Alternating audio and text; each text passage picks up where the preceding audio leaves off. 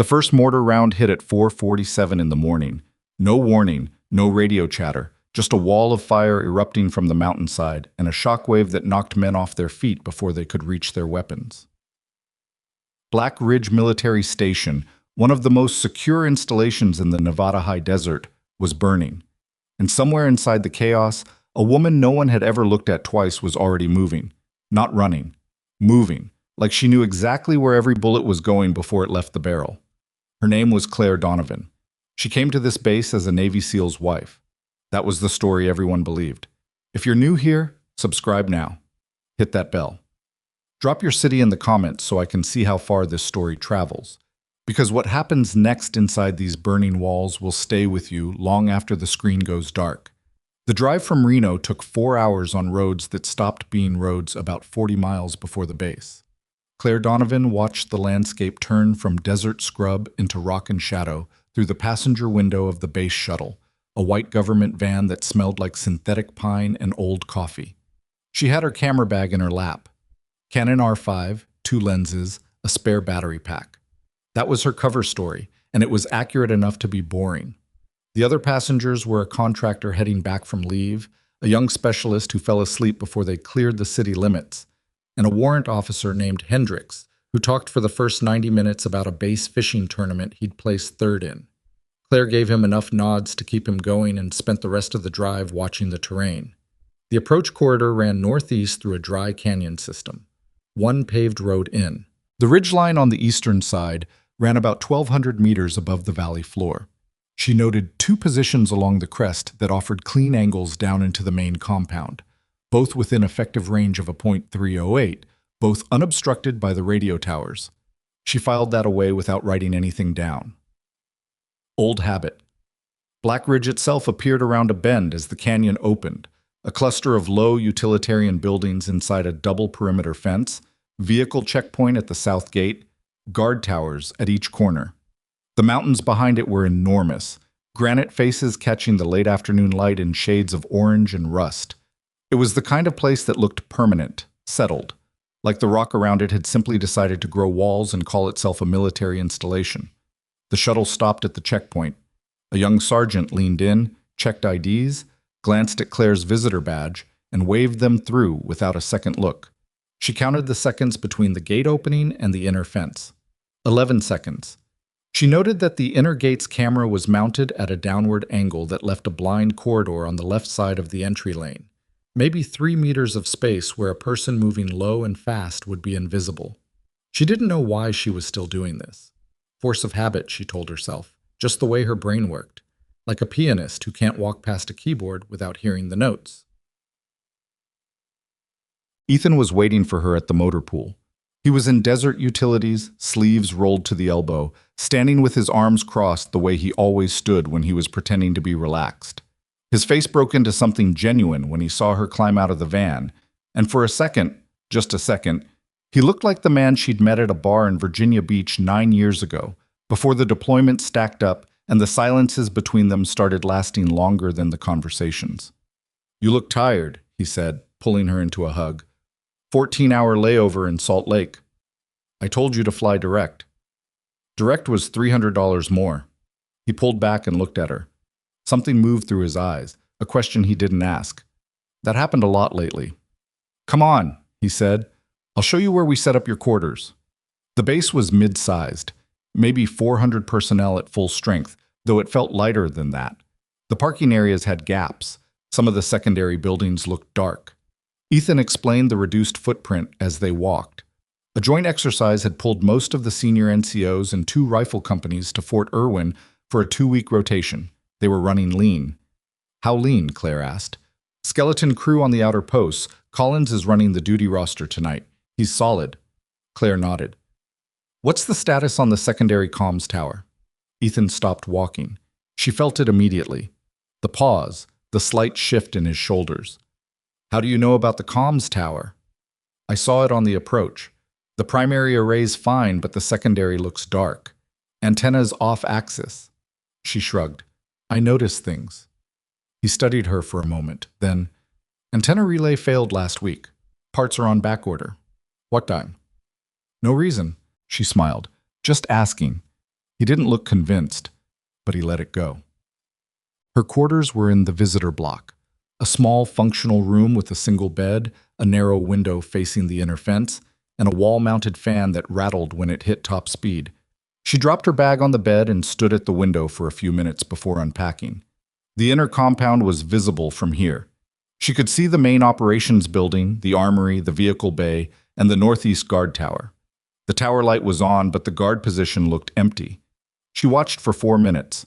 No one appeared. She pulled out her camera and shot 3 frames through the window.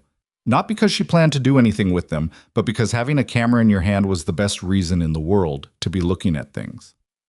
Dinner in the chow hall was meatloaf, green beans, and boxed mashed potatoes. She sat with Ethan and 2 of his colleagues, Major Vic Caldwell, who ran base operations and had the kind of polished, smooth manner that always made Claire think of car salesmen, and a captain named Reyes who seemed perpetually distracted by his phone. The conversation moved through the usual channels. The exercise at Fort Irwin, the Pentagon's latest restructuring memo, whether the new coffee machine in the officers' lounge was worth the price of the contract. Claire ate and listened. Caldwell was the one who kept circling back to her. Not rudely, just persistently. The way someone does when they want to make sure they've categorized you correctly. So you're a photographer. What kind of work? Editorial mostly, travel stuff. I do some portraiture. Must be interesting. He smiled with all his teeth, traveling around, documenting things. It has its moments. You must have a good eye. I try. He held the smile for exactly 1 beat too long. Ethan says you 2 met at a beach bar? Virginia Beach. Long time ago. Long time married, too. What is it, 9 years? 8, Ethan said. 8 years. Caldwell nodded like this was meaningful. That's commitment, especially in this line of work. The wives who can deal with the deployments, the absences, they're a special breed. He said it pleasantly, admiringly, even. But the word wives landed with a slight extra weight, like he was pressing his thumb against it, like he was reminding everyone of exactly what she was and what she wasn't. Claire cut a piece of meatloaf. It helps when you find something to keep yourself busy. The photography? Among other things. Caldwell smiled again and moved on to something else. Claire watched the muscles at the corner of his jaw. She couldn't sleep. It wasn't the fan noise or the unfamiliar bed. She'd slept in worse conditions than this. Worse by orders of magnitude.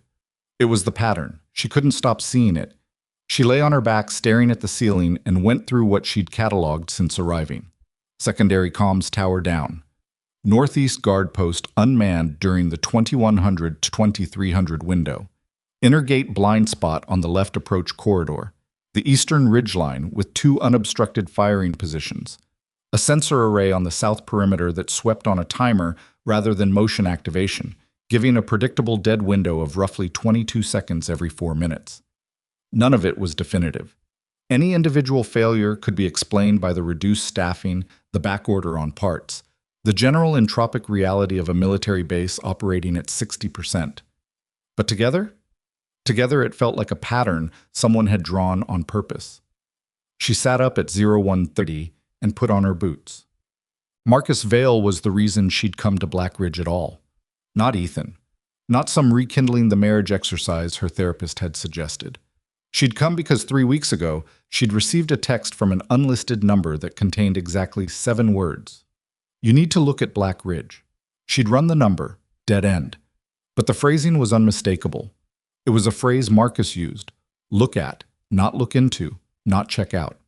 His specific way of directing attention without issuing an order. She hadn't seen Marcus Vale in 6 years. He'd pulled her file back when she was 24 and just out of sniper school, had mentored her through 4 operational cycles, and had been the only person present at her debrief the day she'd put in for a compassionate discharge. He'd signed the paperwork without asking her to explain. She owed him more than she could articulate. When she'd replied to the text, "I'll come," she'd gotten back 1 word, "Good." She'd told Ethan she wanted to visit. He'd accepted it with the careful gratitude of a man who knows his marriage is fraying and doesn't want to acknowledge how much. She felt guilty about using that, but not guilty enough to stop. Marcus was stationed at Black Ridge as a civilian contractor, retired military, kept on retainer as a training consultant. He lived in a small quarters unit near the motor pool. When Claire knocked on his door at 0145, he opened it within 10 seconds, fully dressed, holding a cup of coffee. "You're late," he said. "I had dinner." He stepped aside to let her in. The room was sparse and immaculate. Single bed, small desk, 3 books stacked with their spines aligned, a laptop closed on the desk's corner. A topographic map of the surrounding area was pinned to the wall with 4 small pushpins. He'd circled 2 positions on the eastern ridgeline with a red marker. She recognized them immediately. They were the same positions she'd noted on the shuttle ride in. "You saw the ridgeline," she said. "First day." He handed her a cup of coffee. He'd already poured one. "How long did it take you?" 40 minutes. He made a sound that wasn't quite approval and wasn't quite criticism.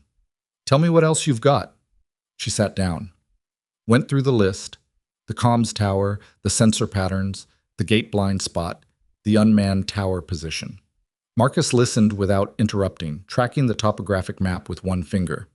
When she finished, he was quiet for almost a full minute. "There's more," he said finally. "I figured." He opened the laptop. On the screen was a file, not classified, just a series of screenshotted logs and maintenance reports.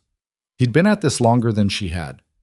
"These are the maintenance records for the base's perimeter systems going back 6 months," he said.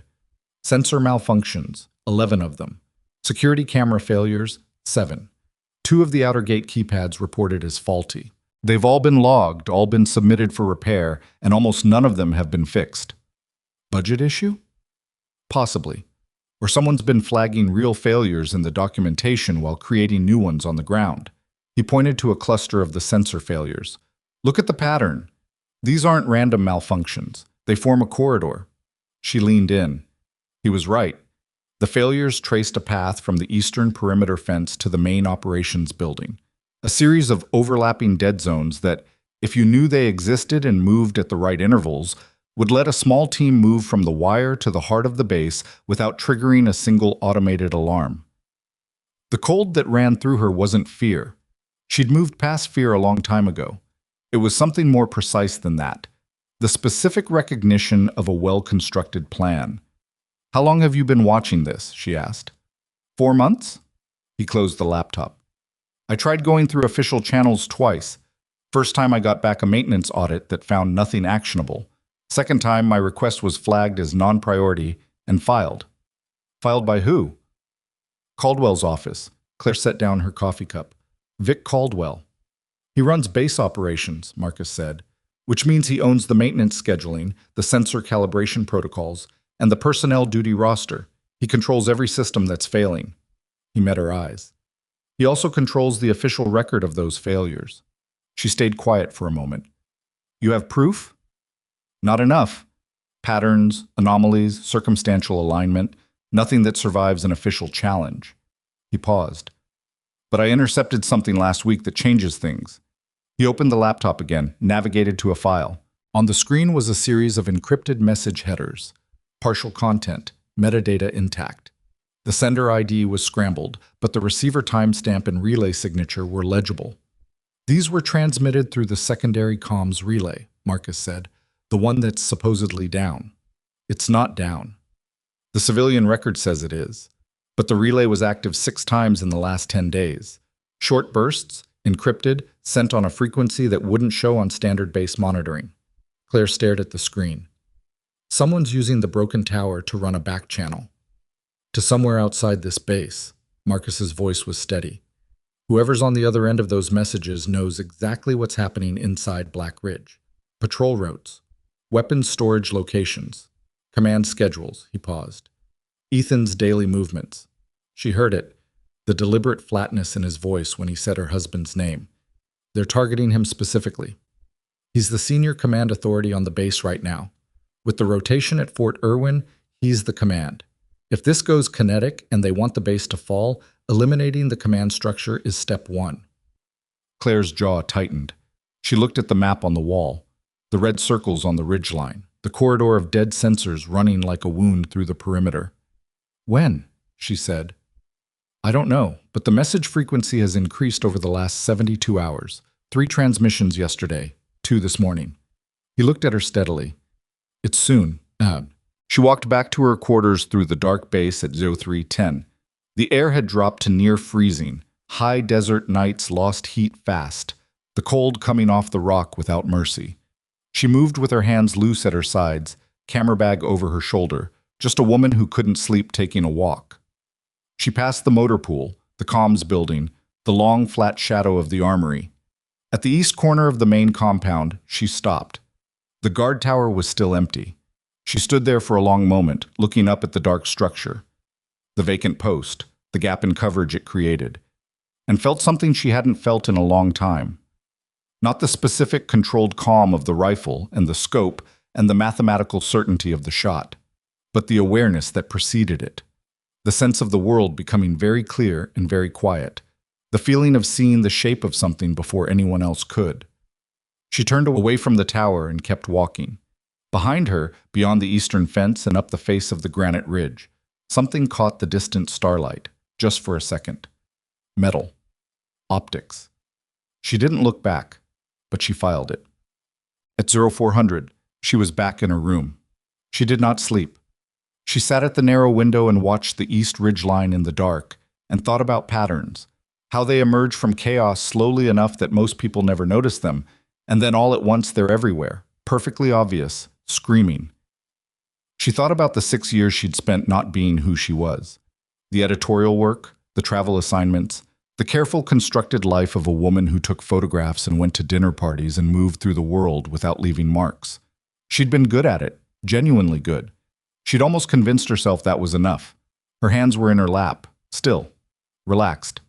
She looked at them. A sniper's hands age well because they don't do very much. No heavy labor, no repeated stress damage. They stay sensitive. They remember. Her phone buzzed. Text from Marcus.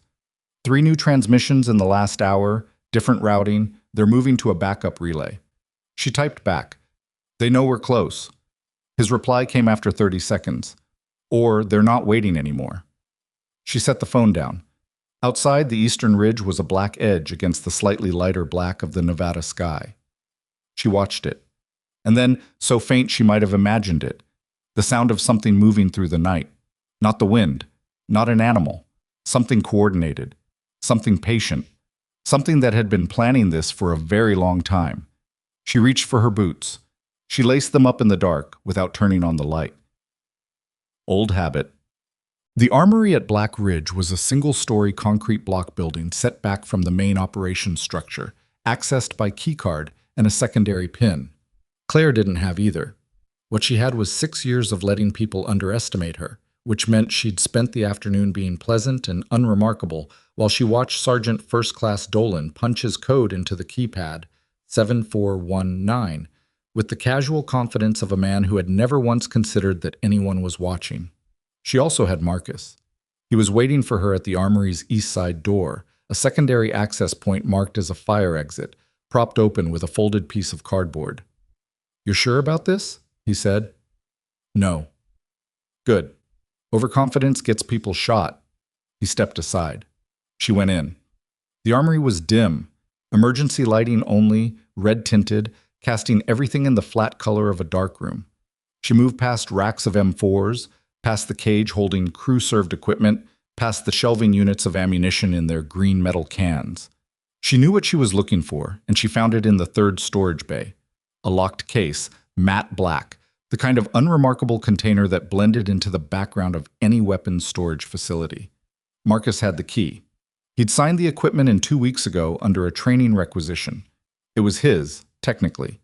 He just hadn't needed it until now. Inside the case, a MK13 Mod 7 sniper system, 300 Win mag, folding chassis, Schmidt and Bender, PM2 scope, suppressor already threaded. 5 loaded magazines and a foam cutout beside it. Claire crouched down and looked at it for a moment without touching it. It looked exactly like the one she'd used for 3 years before she stopped. "You zeroed it?" she asked. "Yesterday morning, 200 meters. Adjusted for the altitude and temperature." He paused. "It's going to be cold tonight. Maybe 32 degrees at ridge level. Wind from the northwest, probably 8 to 12 knots. I'll dope it when I'm in position. I'll be on the radio." He held up a small earpiece, civilian model, encrypted short range. I'm going to the secondary observation post behind the motor pool. If they're coming through the sensor corridor, I'll see them first. She picked up the rifle, settled it into her shoulder.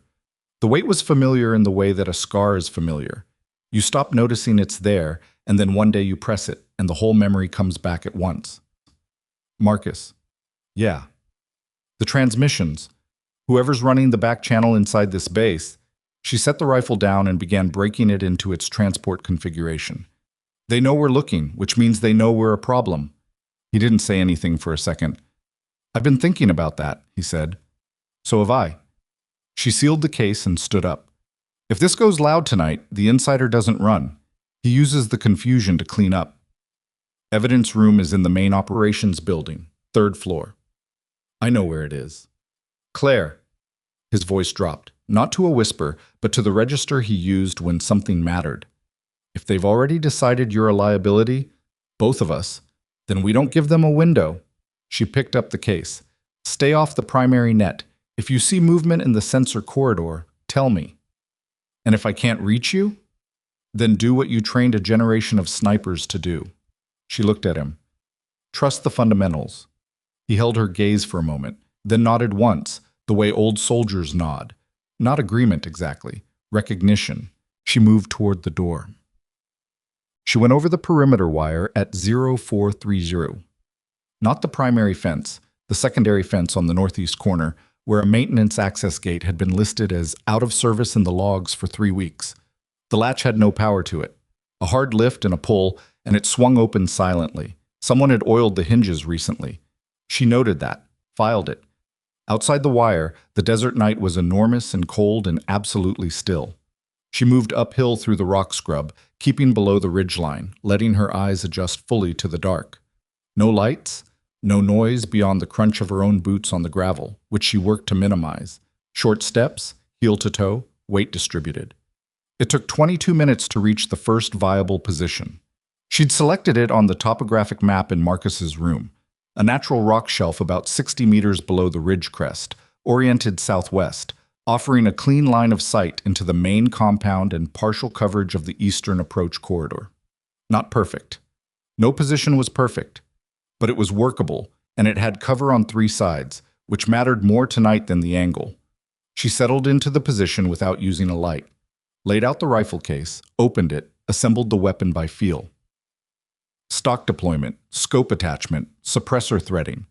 She did it the way you do something you've done 1,000 times in the dark, which is without thought, hands moving through the sequence like they're reading it off their own bones.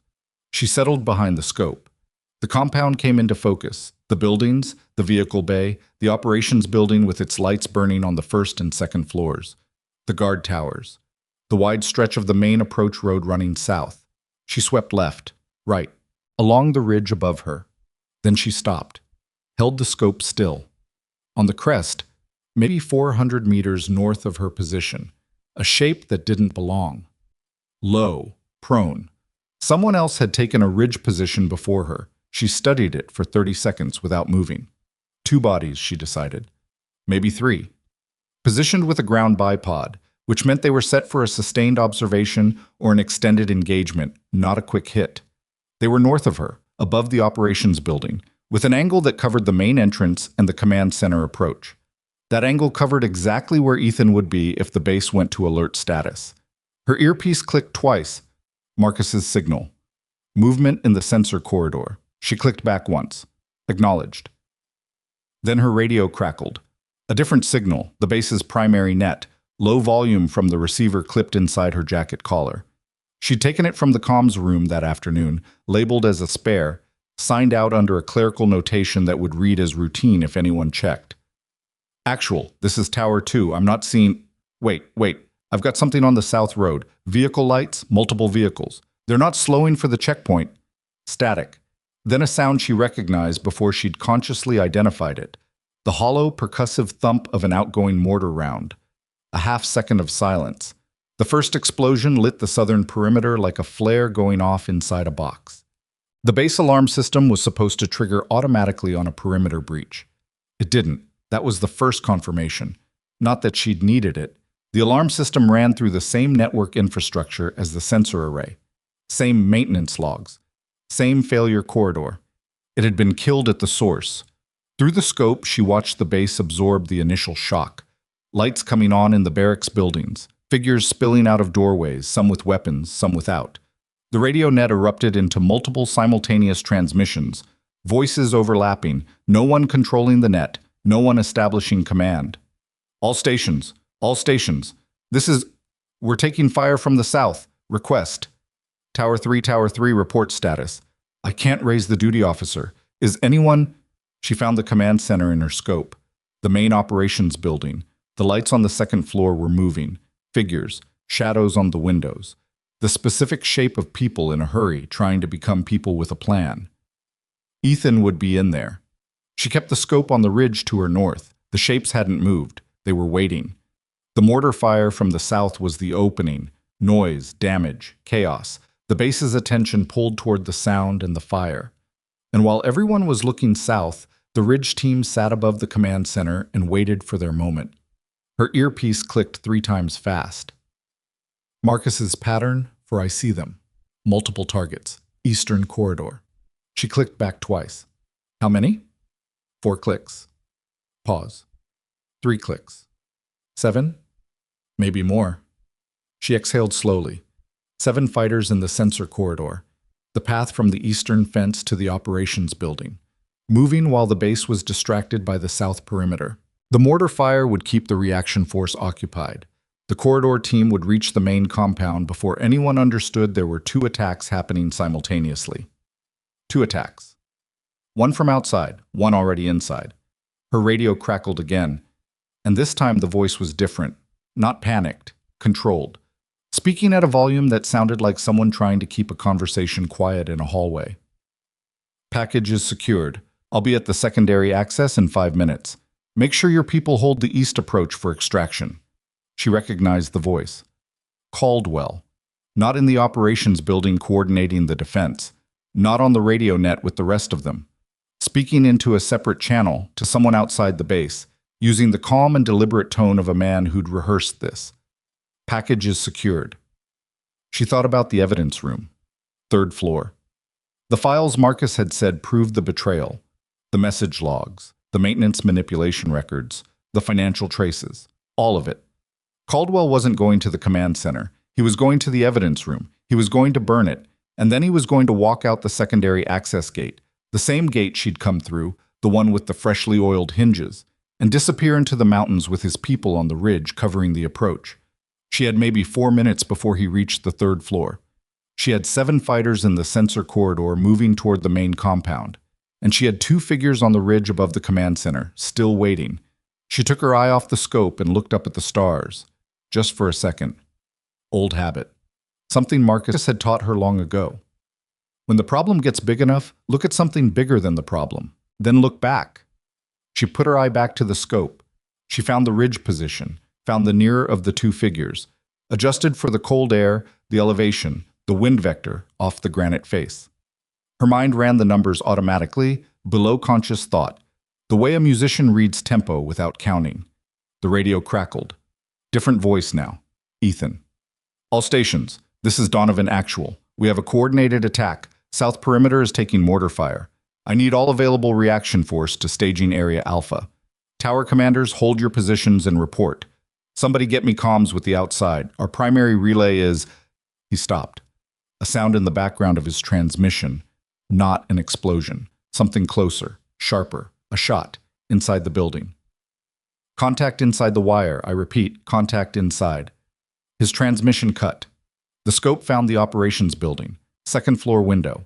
A figure moving fast across the lit interior. Moving toward the stairwell. Moving up. Toward the 3rd floor. In the scope, on the ridge, the 2 figures shifted. The nearer one raised into a kneeling position. She could see the barrel of the rifle now. Long, suppressed, the unmistakable profile of a precision weapon coming to a firing position. It was oriented on the main entrance of the operations building, Ethan's most likely exit point if the building went into lockdown. She had one choice. She'd known she had one choice since she pulled herself over that maintenance gate at 043D. She just hadn't let herself say it out loud until this moment. She settled the crosshairs. The wind shifted. 2 knots, gusting from the northwest. She felt it on her left cheek. She made the adjustment. The world went quiet the way it always had. Not peaceful, not calm in any comfortable sense. Just stripped of everything irrelevant. No past, no history, no 8 years of marriage, and 6 years of hiding, and the long, complicated weight of who she'd been and who she'd tried to become. Just the wind, the distance, the angle, the target. She exhaled half a breath and held it. The figure on the ridge settled into its firing position. She could see the cheek weld. She could see the stillness of someone about to take a shot. She squeezed the trigger. The Mk-13 fired with a sound like a hard knock on a wooden door. The suppressor doing its job, turning a cannon shot into something that barely carried past the rock shelf. Recoil pushed back through her shoulder. She rode it. The scope came back down. The figure on the ridge was gone. The second figure scrambled sideways, losing its position, looking for cover. And from somewhere inside the operations building, muffled by concrete and distance but unmistakable, came the sound of a man's voice shouting. Ethan's voice. Alive. Her earpiece screamed 4 rapid clicks. Marcus's emergency signal. They're inside the wire. She was already moving before the echo of her own shot finished rolling across the granite face. The second figure on the ridge had gone flat. Good instincts, bad position. They'd chosen concealment over cover, which meant the rock shelf they were pressed against would hide them from the base below, but left their left flank completely open to anyone higher and north. She wasn't higher and north, but she was lateral, and lateral was enough. She didn't take the second shot. Not yet. The ridge team had just lost their primary shooter. That created a window, 30, maybe 45 seconds of disorientation before whoever was commanding them adapted. She used it to move, breaking from the rock shelf in a low, fast crawl, keeping the rifle close to her body, heading northeast along the slope to a secondary position she'd identified on the topo map. Loose rock shifted under her boots. She slowed, placed each step deliberately, ate the extra seconds in exchange for silence. Behind her, the base was burning at the edges. The south perimeter fire had spread to a vehicle.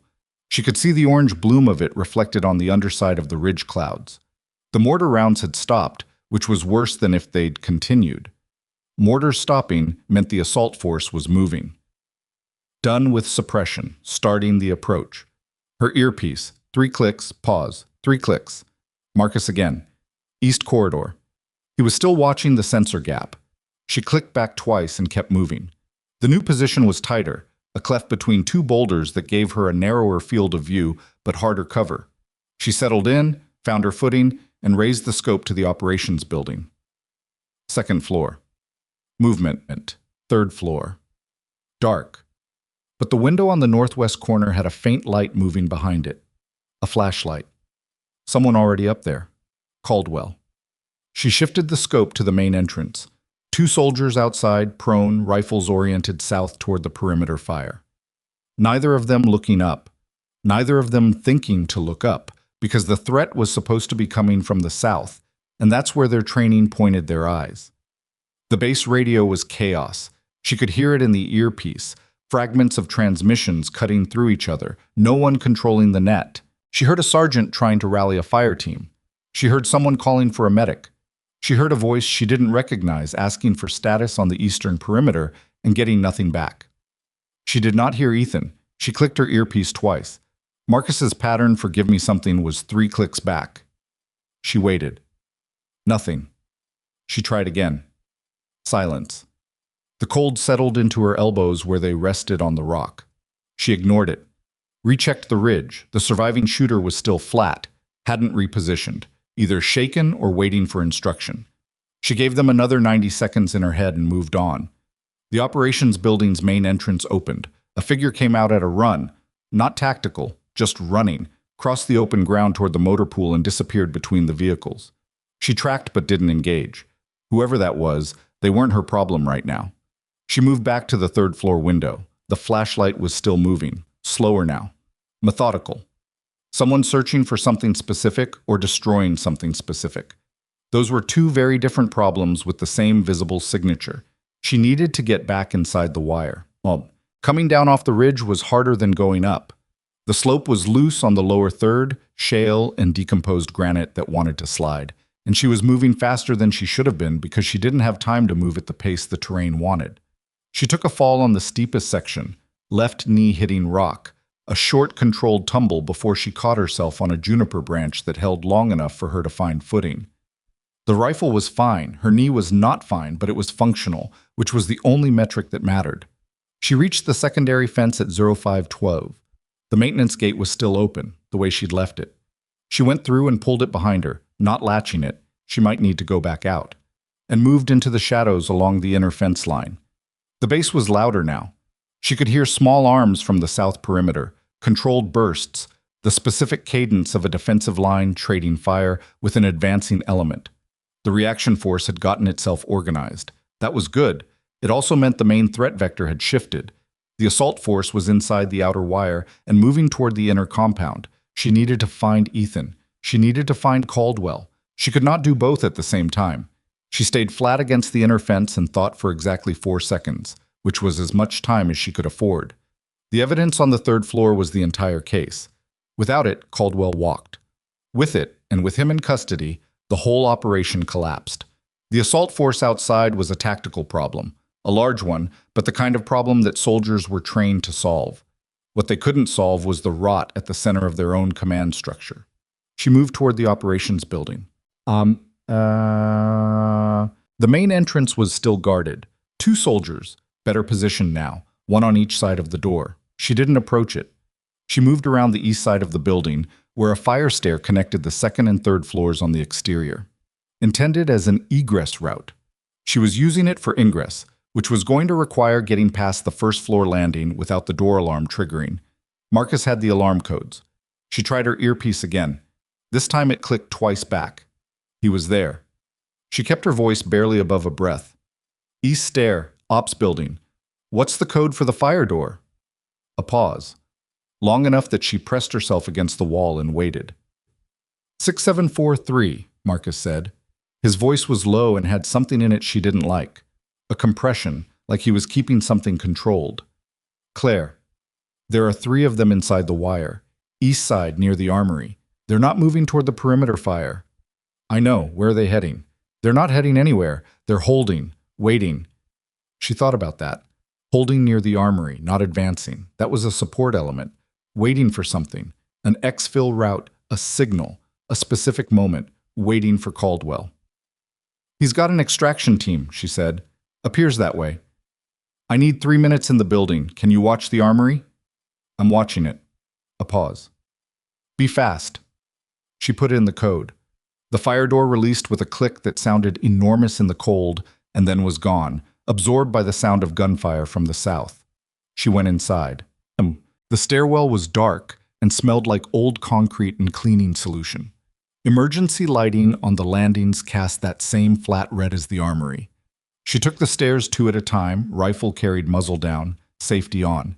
She wasn't going to shoot anybody in a stairwell if she could help it, and if she had to, the safety wasn't going to be her problem. 2nd floor landing. She paused, listened. Voices below. The 1st floor. The operations center. Multiple people talking over each other. Somebody trying to establish comms with the outer perimeter. Somebody else reading status reports off a screen. No one coming up the stairs. She went to the 3rd floor. The door at the top of the stairwell had a small wire-glassed window. She looked through it before touching the handle. The hallway was dark except for one source of moving light, the flashlight, coming from the far end. The evidence room was at the far end. She watched the light move for a moment, judging pace and position, then eased the door open and went through low. The hallway was maybe 30 meters long, doors on both sides, all closed. She moved along the left wall, staying in the shadows, testing each step before committing weight. Her knee sent a sharp message every time she bent it. She noted it and kept moving. The light was stationary now behind the evidence room door. Not fully closed. There was a gap of maybe 2 inches, light leaking through it. She reached the door and stopped. Listened. The sound of drawers being opened, file folders being pulled.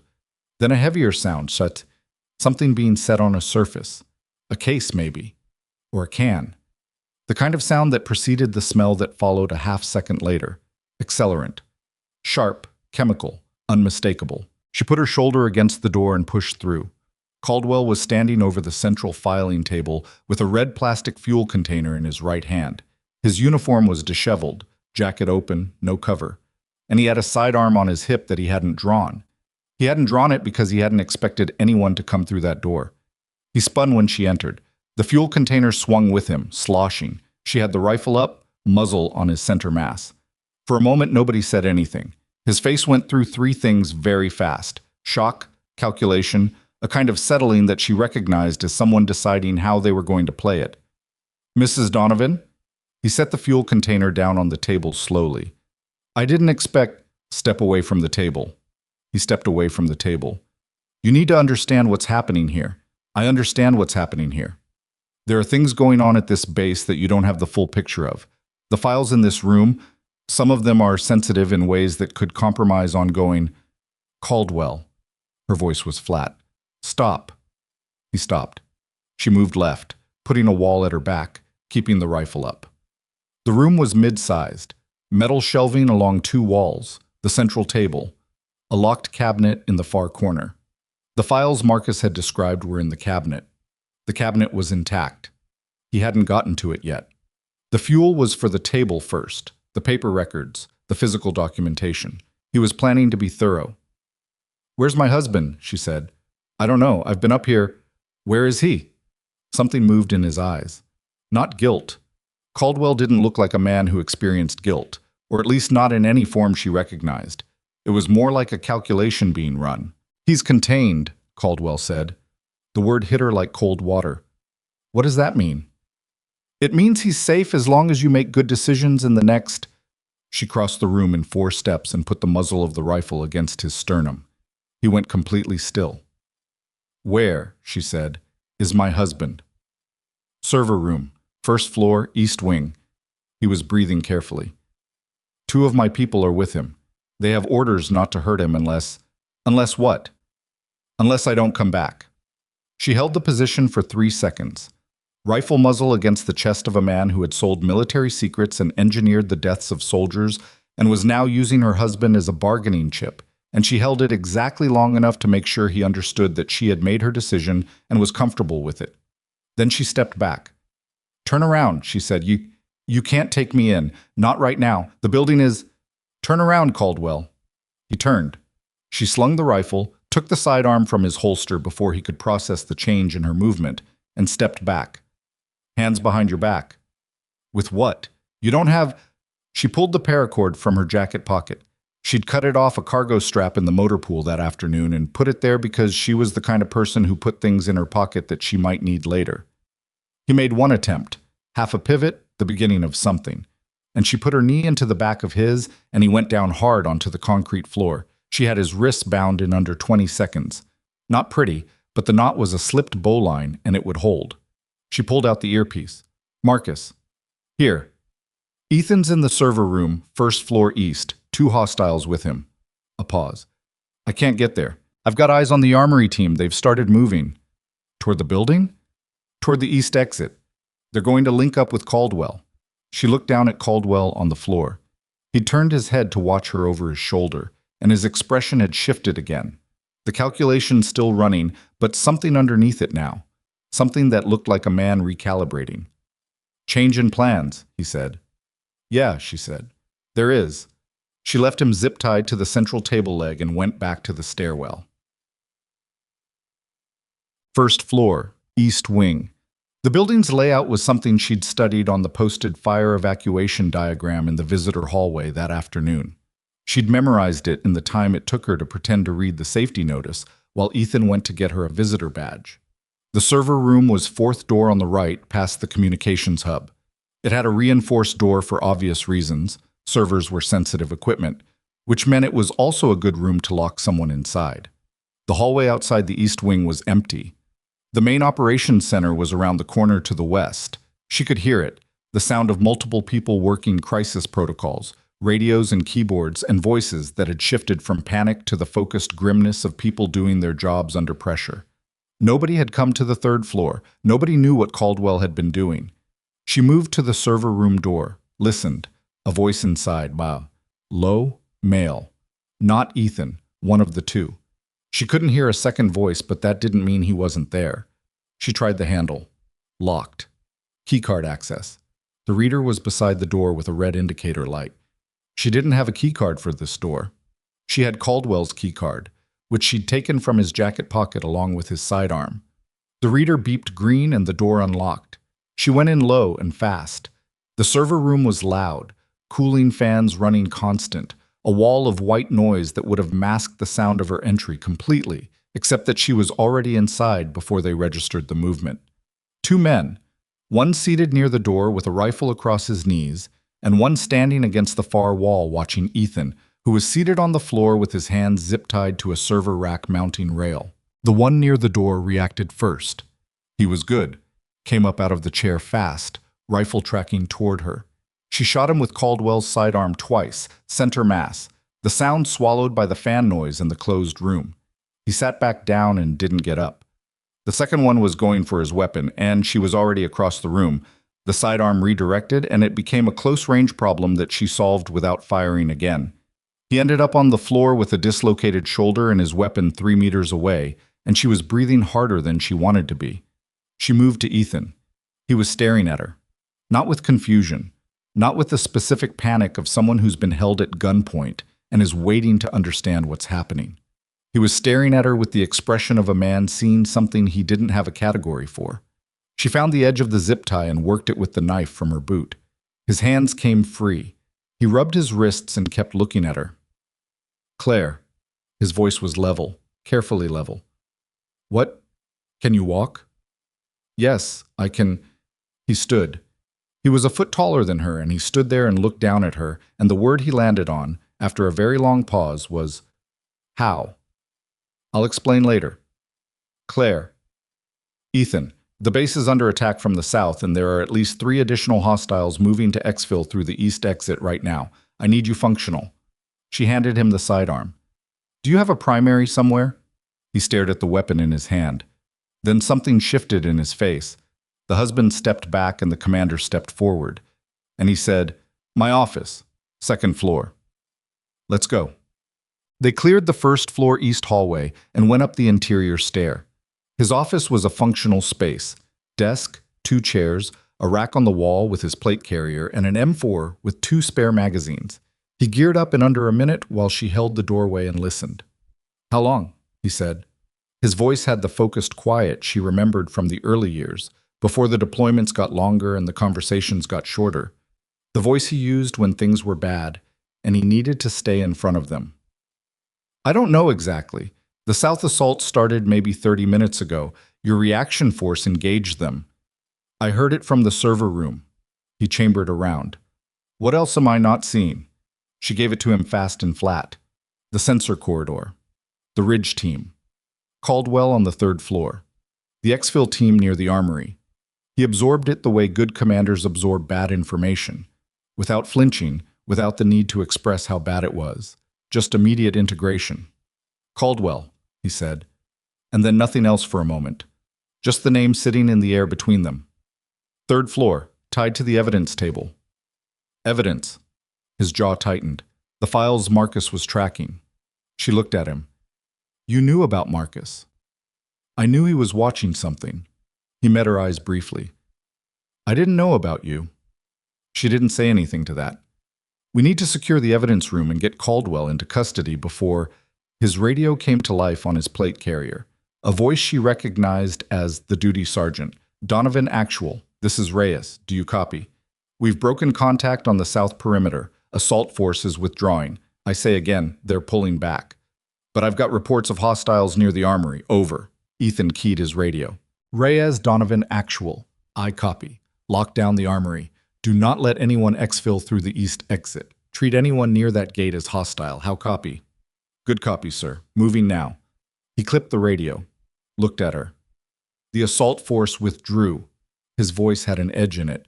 They got what they needed. Or they didn't get what they needed, Claire said, because Caldwell's still up here. His eyes moved to the ceiling briefly. The 3rd floor. The evidence room. The man who'd spent months building a corridor through the base's own defenses to hand it to people outside the wire. He used the chaos to make his move, Ethan said, but the chaos is ending.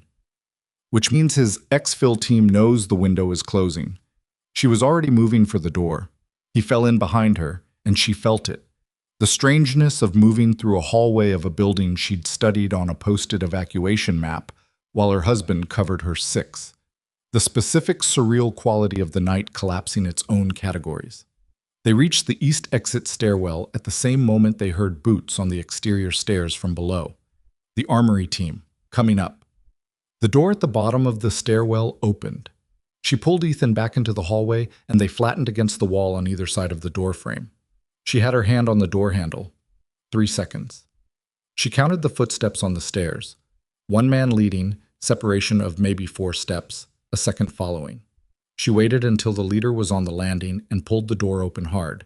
The edge caught him across the face before he could bring his weapon up. And the next 4 seconds were loud and close and ugly and ended with both of them on the stairwell floor and Ethan controlling the second man's weapon arm from behind. Neither of them was local military. She could tell by the gear, civilian plate carriers, no unit patches, commercial-grade communication equipment, contractors or worse. She zip-tied them with paracord from her second pocket and they left them in the stairwell. Ethan looked at her over the bodies. She looked back. "Second pocket too?" he said. "I had extra cord." He made a sound that was not quite a laugh and not quite anything else, and they went back up the stairs toward the 3rd floor. Caldwell was where she'd left him.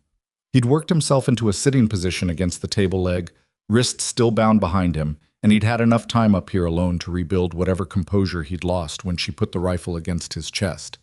When they came through the door, her first, Ethan 2 steps behind, Caldwell looked at them both and something in his face went quiet and resigned in a way that was almost convincing. Almost. "Ethan," he said, like they were colleagues, like they were meeting in a hallway. Ethan didn't say anything. He looked at the fuel container on the table. He looked at the files. He looked at Caldwell on the floor with his wrists behind him. He took in the whole room with the systematic eye of someone whose job was to assess situations quickly. Then he crouched down to Caldwell's level. "Vic." His voice was completely even. "Were any of my people killed tonight because of what you did?" Caldwell held his gaze, didn't answer. "Were any of my people killed?" Silence. Ethan stood back up. He looked at Claire. She saw it in his face. Not anger, not yet. Something underneath anger. The specific hurt of a man who'd trusted someone and is now doing the mathematics of every conversation, every decision, every moment he'd been in the same room with this person and hadn't seen it. She knew that feeling. She was familiar with the cost of not seeing things clearly. Her earpiece clicked rapidly. 4 fast clicks from Marcus. His emergency signal. Then his voice, lower than she'd ever heard it. "Claire, northeast perimeter. You need to see this right now." She crossed to the window. The northeast perimeter fence. The fence beyond the maintenance gate she'd come through. The corridor she'd used to access the ridgeline. In the gray pre-dawn light, she could see figures. Not 1 or 2. More. Moving along the outer fence line with the systematic patience of people who had done this kind of thing many times. A second wave. Her shot on the ridge, Caldwell's capture, the failed exfil. None of it had ended what was coming. It had only changed its shape. She counted the figures. 8, 10, still moving. Behind them on the ridgeline where she'd fired from, she could see what the darkness had hidden before. Vehicles. 2 of them. Parked on the fire road that ran along the ridge, which meant this second element had driven in, not hiked, which meant they'd been staged, waiting for a signal from inside the base. Caldwell's signal. The signal that never came. "They're not stopping," Marcus said in her ear. His voice was steady but tight.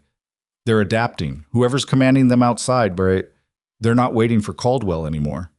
She turned from the window. Ethan had heard enough. He was already on his radio to Reyes. Caldwell, on the floor, was watching her face. And in his expression, beneath the calculation, beneath the composed resignation, she saw the first honest thing she'd seen from him all night. He looked almost satisfied, like something was still going according to plan. Like the part she hadn't figured out yet was the part that mattered most. That look on Caldwell's face lasted maybe 3 seconds before he put it away. But 3 seconds was enough. Claire crossed back to him and crouched down to his level the same way Ethan had. Close, eye to eye, close enough that he couldn't look anywhere but at her. "What aren't we seeing?" she said. "I don't know what you mean." "Yes, you do. The second wave wasn't the backup, was it?" He held her gaze, said nothing. But his jaw tightened by a fraction, and that was enough. She'd been reading faces across scopes for long enough to know the difference between a man who didn't know something and a man who was deciding how much it cost him to keep it. "Ethan," she stood. "We need to move him. Now." "Where?" "Not the operations building. If there's a third element we don't know about and they know the layout—" She stopped, recalculated. "The armory. Reinforced walls, single entry point, and Reyes already has people there." Ethan keyed his radio without questioning it. Caldwell watched her from the floor with that carefully neutral expression. She could see him thinking, running contingencies, measuring distances, calculating what she knew against what she didn't. He was a man who'd built his entire career on being the smartest person managing the information in the room. He wasn't used to rooms like this one. She pulled him to his feet by the paracord at his wrists. He came up stiffly. The floor had been cold, and stood at his full height and looked at her with something that wasn't quite contempt, but lived in the same neighborhood. "You realize you've solved exactly one part of this," he said. "Walk," she said. They moved through the building fast, Ethan on point, Claire behind Caldwell, the bound man between them moving at whatever pace she set with a hand on his arm. Down the interior stair, across the first-floor corridor, out the west exit toward the armory. The sky outside had shifted from black to the specific dark blue that precedes first light. She could see the south perimeter more clearly now. The smoldering vehicle, the torn fencing, the scattered equipment left behind when the first assault wave had pulled back. No bodies visible from here, which she filed away without relief. Bodies weren't always where the shooting happened. The small arms fire had stopped. That bothered her more than it would have if it had continued. A firefight she could track on the radio net. Silence meant movement she couldn't see. Reyes had 4 soldiers on the armory. He was a compact captain in his mid-30s with a dust-covered plate carrier and a cut above his left eyebrow that had been bleeding and dried and was bleeding again. He looked at Caldwell with an expression Claire couldn't fully read. Not surprise, exactly. Something older than surprise. "Major Caldwell, sir." The title came out flat as pavement. "He's not giving orders tonight," Ethan said. "You are. Give me a status." Reyes pulled him aside and they talked in low voices. Claire held Caldwell near the armory door and watched the eastern fence line. The figures she'd seen from the third-floor window were no longer visible, which meant they'd either pulled back or they'd finished moving into position and gone still. Still was worse. Her earpiece clicked once. Then Marcus's voice. "I lost them." "Where?" "North side of the outer fence. They went into the drainage cut." A pause. "That cut runs under the secondary fence. It's a culvert, big enough to belly crawl." She'd seen it on the topo map. A dry wash that ran from the base of the ridge to the northeast corner, channeled under the fence line to prevent flash flood buildup. It would be tight, but passable, and it bypassed both fences completely. "Marcus, how many went into the cut?" "At least 6, maybe 8. I couldn't get a solid count." 6 to 8 people coming up through a drainage culvert into the northeast corner of the base. The northeast corner, which was the closest approach to the operations building from the exterior and the farthest point from the south perimeter where the reaction force was currently consolidated. They'd drawn the defense one direction and they were coming from the other. She turned to Ethan. He was still with Reyes. She cut across the 3 meters between them without waiting for a break in the conversation. "Northeast corner," she said. "Culvert under the secondary fence. They're already through or close to it." Ethan looked at Reyes. Reyes looked at his 4 soldiers. 4 soldiers to cover a base that was supposed to have 400. "How many?" Ethan said. 6 minimum. He was quiet for exactly 2 seconds. "Reyes, split your element. 2 stay here with the prisoner. You take 1 and come with me." "Sir, that's—" "I know what it is." Claire put her hand on Ethan's arm. He looked at her. "You go to the operations center," she said. "Get on the primary net and coordinate whatever you have left. Reyes goes northeast." "Claire, you're the command. You need to be where command is." She met his eyes. "Let me take the northeast." The look on his face moved through several things. The husband, the commander, something that was neither. She watched him make the calculator, something that was neither. She watched him make the calculation she knew he'd make because she knew him well enough to know that when it came down to it, he was good at his job and his job required him to be where he could do the most good. And right now that was not a drainage culvert in the northeast corner. Reyes goes with you, he said. I work better. Reyes goes with you, Claire. His voice was quiet and final. That's not a request. She held his gaze for one beat, then nodded. He took Caldwell from her, handed the paracord lead to one of the armory soldiers, and was moving toward the operations building before she'd finished turning around. Reyes was quiet as they moved. That was fine with her. He was also good. She could tell by the way he held his corners and kept his spacing and didn't crowd her angles. Whatever else he was a professional. They crossed from the armory to the northeast quadrant in under 2 minutes, using the vehicle bay for cover along the midpoint and then a low sprint across the last open stretch. The pre-dawn light was getting better. Not daylight yet, but the kind of gray where shapes resolved out of darkness without the help of a light source. She could see without her eyes having to work as hard. The drainage cut entered the base through a concrete culvert that measured roughly 90 centimeters in diameter. It emerged in a shallow depression inside the fence line, the outflow channeled into a gravel bed that absorbed the runoff. She'd seen it on the map as a line notation. Seeing it in person, she estimated it would take someone 60 to 90 seconds to belly crawl through. She and Reyes took positions flanking the outflow. She was behind a stack of sandbags left over from some perimeter project that had never been finished. Reyes was behind a concrete utility box 10 meters to her left. They didn't talk. They just waited. 40 seconds later, the first one came out. She let him clear the culvert and get to his feet before she called it, because what she said next mattered. Stop. Hands where I can see them. He didn't stop. She shot him once in the leg and he went down. The second one was already halfway out of the culvert in reverse direction. She heard the scrambling from inside the pipe, the sound of someone trying to back out of a narrow space in a hurry. Reyes moved to the culvert opening and there was a short, ugly exchange, a muffled shot from inside, a louder shot from Reyes, and then silence from the pipe. Clear, Reyes said. He sounded like a man who'd done this before. She moved to the downed man. He was on his side, hands away from his weapon, applying pressure to his leg with an expression of someone running through options. The leg wound was through and through, mid-thigh, missing the femoral. She could tell by the bleeding rate. He'd live if he didn't do something stupid. He did not look like any military she'd encountered before. The gear was high quality but assembled without unit coherence, like someone had been given a budget and a list and had gone shopping rather than drawing from an established supply chain, private contractor possibly, or something further outside that category. She took his weapon and zip-tied his wrists with the last of her paracord. Her earpiece clicked twice. Marcus. She pressed it. Say again. There are 2 more in the cut. His voice was tighter now. They didn't follow. They backed up to the midpoint. I'm watching the culvert from the ridge access. There's a second outflow point 50 meters north. I missed it on the map. She was already moving.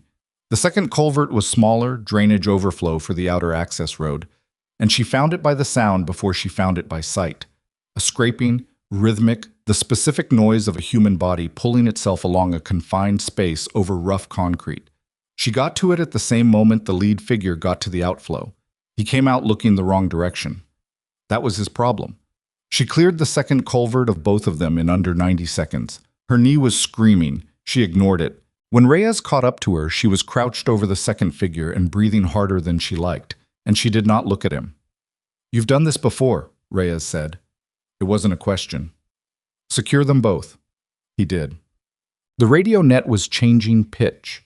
She could hear it through her earpiece. Ethan's voice on the primary net now, controlled and precise, the way he sounded when he'd gotten in front of the problem. He was coordinating, pulling elements in from the south, directing the reaction force to the northeast to consolidate around the culvert breach point, getting a head count, a status on casualties, a picture of what the base looked like right now versus what it was supposed to look like.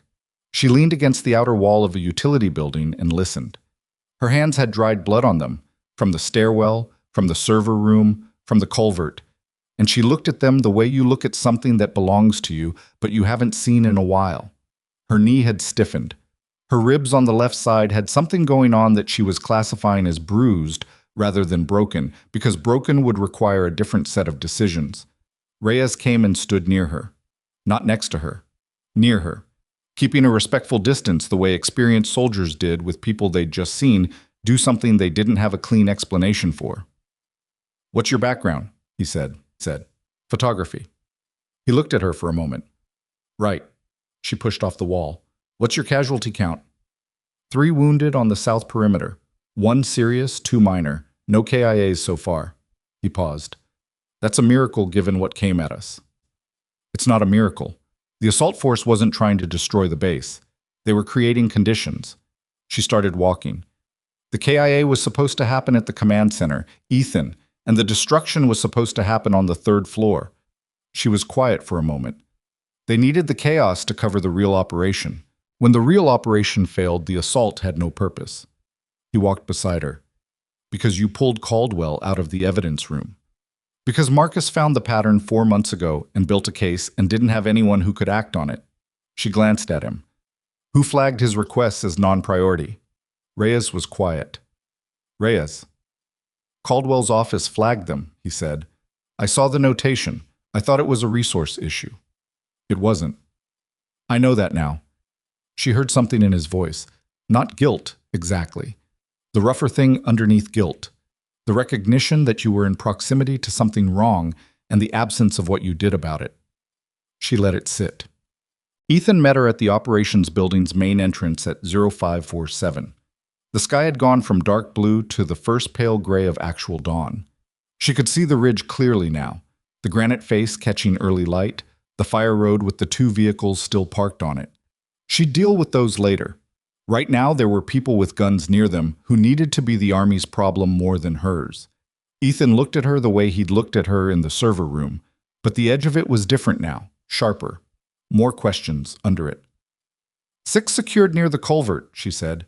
2 more in the stairwell. Those are Caldwell's extraction team. 1 neutralized on the ridge at the start. Caldwell is in the armory. He absorbed this. And the vehicles on the fire road? Still there. Whoever's with them hasn't moved. They're waiting on a signal or they cut their losses. I can't tell from here. I have a team moving to intercept.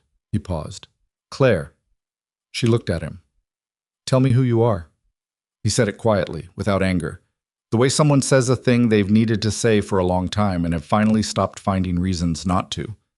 She felt the full weight of it. The 8 years of shared life and the things she'd kept separate from all of it, like a room in a house she'd never shown him. She'd told herself it was to protect him. From the missions, from the things she'd done, from the complexity of being married to a person who'd operated in the places she'd operated in. She'd told herself a lot of things. I was a sniper, she said, naval special warfare. I served under an operational designation that doesn't appear in standard personnel records. I left in 2017 under a compassionate discharge. He was very still. Compassionate, he said. There was an operation. She stopped. I'll tell you the rest when this is over. He looked at her for a long moment. She could see him recalibrating. Not just the last 12 hours, but further back. The questions she'd deflected. The moments she'd been a half-second faster than the situation called for and then covered it. The way she navigated airports and crowds and open spaces. The things she noticed. Marcus knew, he said. Marcus trained me. Another silence. Are you hurt? Knee, ribs. Nothing that needs a surgeon tonight. He reached out and put his hand against the side of her face. Just for a second, just long enough to be real. And then he was back to being the commander, and they both moved inside. The operations center was controlled chaos resolving into controlled order. She'd seen it before. The specific shift that happens in a military environment when the acute phase of a crisis ends and the longer, harder work of accounting begins. People moving with purpose instead of reaction. Voices at a normal register. Someone running a whiteboard with status columns. Reyes was briefing the duty sergeant. A medic was working on the south perimeter, wounded in the corner of the room. Someone had made coffee. The smell of it was almost violently normal against everything else. She sat down in an empty chair near the communications desk and did not stand up again for several minutes. Her knee appreciated the break. Her ribs did not appreciate the chair's armrest, and she shifted until they were less unhappy. Marcus found her there 10 minutes later. He came through the main entrance looking like a man who'd spent the last 2 hours in the dark behind a pile of rocks, which was exactly what he'd been doing. He had a cut on his right hand he hadn't treated, and his face had the particular hollowness of someone running on old discipline and nothing else. He sat down in the chair beside her without being invited. Neither of them said anything for a moment. "The second element withdrew," he said, "after you cleared the culvert. The vehicles on the fire road pulled out about 20 minutes ago. They got the signal. Or they didn't get the signal, which told them what they needed to know." She nodded. "Did you get to the evidence room?" he asked. "Caldwell hadn't touched the cabinet. The files are intact." He exhaled, a long, slow release that was probably the first deep breath he'd taken since the first mortar round went off. She understood it. She'd been there herself, the specific physical relief of a threat that had seemed inevitable not arriving. "4 months," she said. 4 months. "You should have called me sooner." "You'd retired," he said. "You had a life." He paused. "I wasn't sure you'd want Marcus." "Yeah. Call me sooner." He looked at her sideways, something in his expression that wasn't quite a smile but lived near it. Noted. The debrief started at 06:30 in the main conference room with Ethan running it, Reyes beside him, and a military police major named Weston who'd arrived by helicopter from a forward operating element 40 minutes after the first distress call went through. The call that Ethan had managed to get out on a backup satellite relay before his primary comms were cut.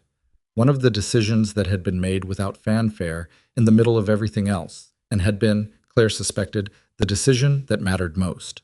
She sat at the end of the table with Marcus beside her. There were 7 people in the room. Half of them knew who she was now, and half of them thought they knew and were wrong. Weston looked at her for a long moment before the debrief started. He was a careful-looking man with the particular kind of stillness that comes from spending a career in the business of figuring out what went wrong and why. His eyes went from her to Marcus to Ethan and back. "Mrs. Donovan," he said. "Yes." "You want to walk me through your role in tonight's events?" She looked at him evenly. "Starting where?" "Starting wherever the story starts." She thought about that for a moment. Thought about the shuttle ride in, the topographic map in Marcus's room, the shot from the rock shelf in the dark. "I got here yesterday afternoon," she said. "I noticed some things." Weston's expression didn't change, but something in his eyes sharpened. "What kind of things?" Before she could answer, the door to the conference room opened, and a soldier she didn't recognize leaned in and said something to Reyes, low and fast. Reyes looked at the paper the soldier handed him. His face didn't do much. He was getting better at that. But his posture changed. He passed the paper to Ethan. "Ethan, read it." He set it face down on the table and looked at Caldwell, who was seated in the corner of the room with MP Sergeant Garza behind him, and his wrists bound in front of him, instead of behind him, which was a concession to the length of the debrief, and one that Claire had noted was probably a mistake. She was watching Caldwell's hands when Ethan looked at him. Caldwell's eyes went to the paper, face down on the table, and back to Ethan. "Vic," Ethan said. "The vehicles on the fire road, how many people were in them?" Caldwell said nothing. "The team that intercepted them found them empty." His voice was measured, but just barely. "Both vehicles abandoned on the road. Nobody inside. The room processed this. She processed this. Empty vehicles. The team that had been watching the fire road, that she and Marcus had tracked withdrawing when the culvert breach failed, they hadn't left. They'd abandoned the vehicles and gone on foot, into the mountains, in the dark, which meant they were still out there." Weston stood up. "I need to expand the perimeter." "It's already done," Ethan said. "I called it in before this meeting started." She looked at him. He met her eyes briefly. He'd known before he walked into this room. He'd managed it without showing it, which was either very good command discipline or the face of a man who had grown up with classified information and knew exactly how to carry something heavy. "But that's not the problem," she said. Everyone in the room looked at her. "The team in the vehicles, they weren't combat, they were support, logistics, extraction." She looked at the paper Ethan had placed face down on the table. "What was in that report?" Ethan turned the paper back over. He read from it. "Recovery team found no personnel. Found one GPS transponder under the driver's seat. Active, broadcasting." The silence in the room was absolute for almost 4 seconds. Then Marcus said very quietly, They know exactly where those vehicles are. They know exactly where this building is, Weston said. Claire was already on her feet. She crossed to the window before anyone could move. The pre-dawn gray had become genuine early morning light, the kind that turned the granite ridge from shadow to substance, the kind that gave you long, clear sight lines across open ground. She looked at the ridge. She looked at the fire road. She looked at the eastern perimeter fence and the drainage cut and the gravel flat that separated the vehicle bay from the northeast corner. Then she looked at the roof of the building across the inner compound, the comms building, the secondary tower, the structure that housed the backup relay, the one that was supposedly offline, the one that had been transmitting 6 times in the last 10 days. There was a man on the roof. She had time to register 2 things simultaneously, the prone position he was in and the long silhouette of a precision rifle oriented not at the operations building but at the armory door which was opening from the inside, because the MP escort for Caldwell had just radioed ahead to arrange transport, and the armory soldiers were following protocol and opening the door on schedule. She hit Weston hard on the shoulder. "Armory door. Get them back inside." She was already moving past him, past Ethan, through the conference room door and into the hallway at a run. Her knees sent white light up through her hip. She didn't slow down. Behind her, she heard Ethan on the radio. "Armory team, stand fast. Do not open that door."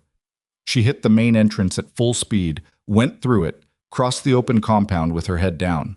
The armory was 40 meters away, 30, 20. The armory door was open 6 inches. She hit it with her shoulder and drove it shut and put her back against it and looked up at the comms building roof. The prone figure had shifted, no longer oriented on the armory door, now looking for whatever had just moved fast across the open compound. Looking for her. She had no rifle. She'd left it in the operations building when they came in from the northeast. She had no sidearm. She'd given it to the MP sergeant in the conference room when Weston had looked at her with that careful expression, and she'd decided that giving it up voluntarily was a different kind of information than having it taken. She had the wall at her back, the armory door held shut against the soldiers trying to open it from the inside, and a trained shooter 40 meters away with a clear angle on her position. Her earpiece clicked. "Marcus." "I see him," Marcus said. "Comms building roof. He's got a spotter." "I know." "I can get to the ridge access. I've got—" "You don't have a rifle." "Claire, Marcus." She pressed her back harder against the door. "Where's my rifle?" A pause. "Operations building. First floor. East corridor. Next to the stairwell door. I put it there when you went to the northeast corner." She looked at the operations building. Main entrance, 30 meters across open ground to her left. The comms building was between her position and the ops building.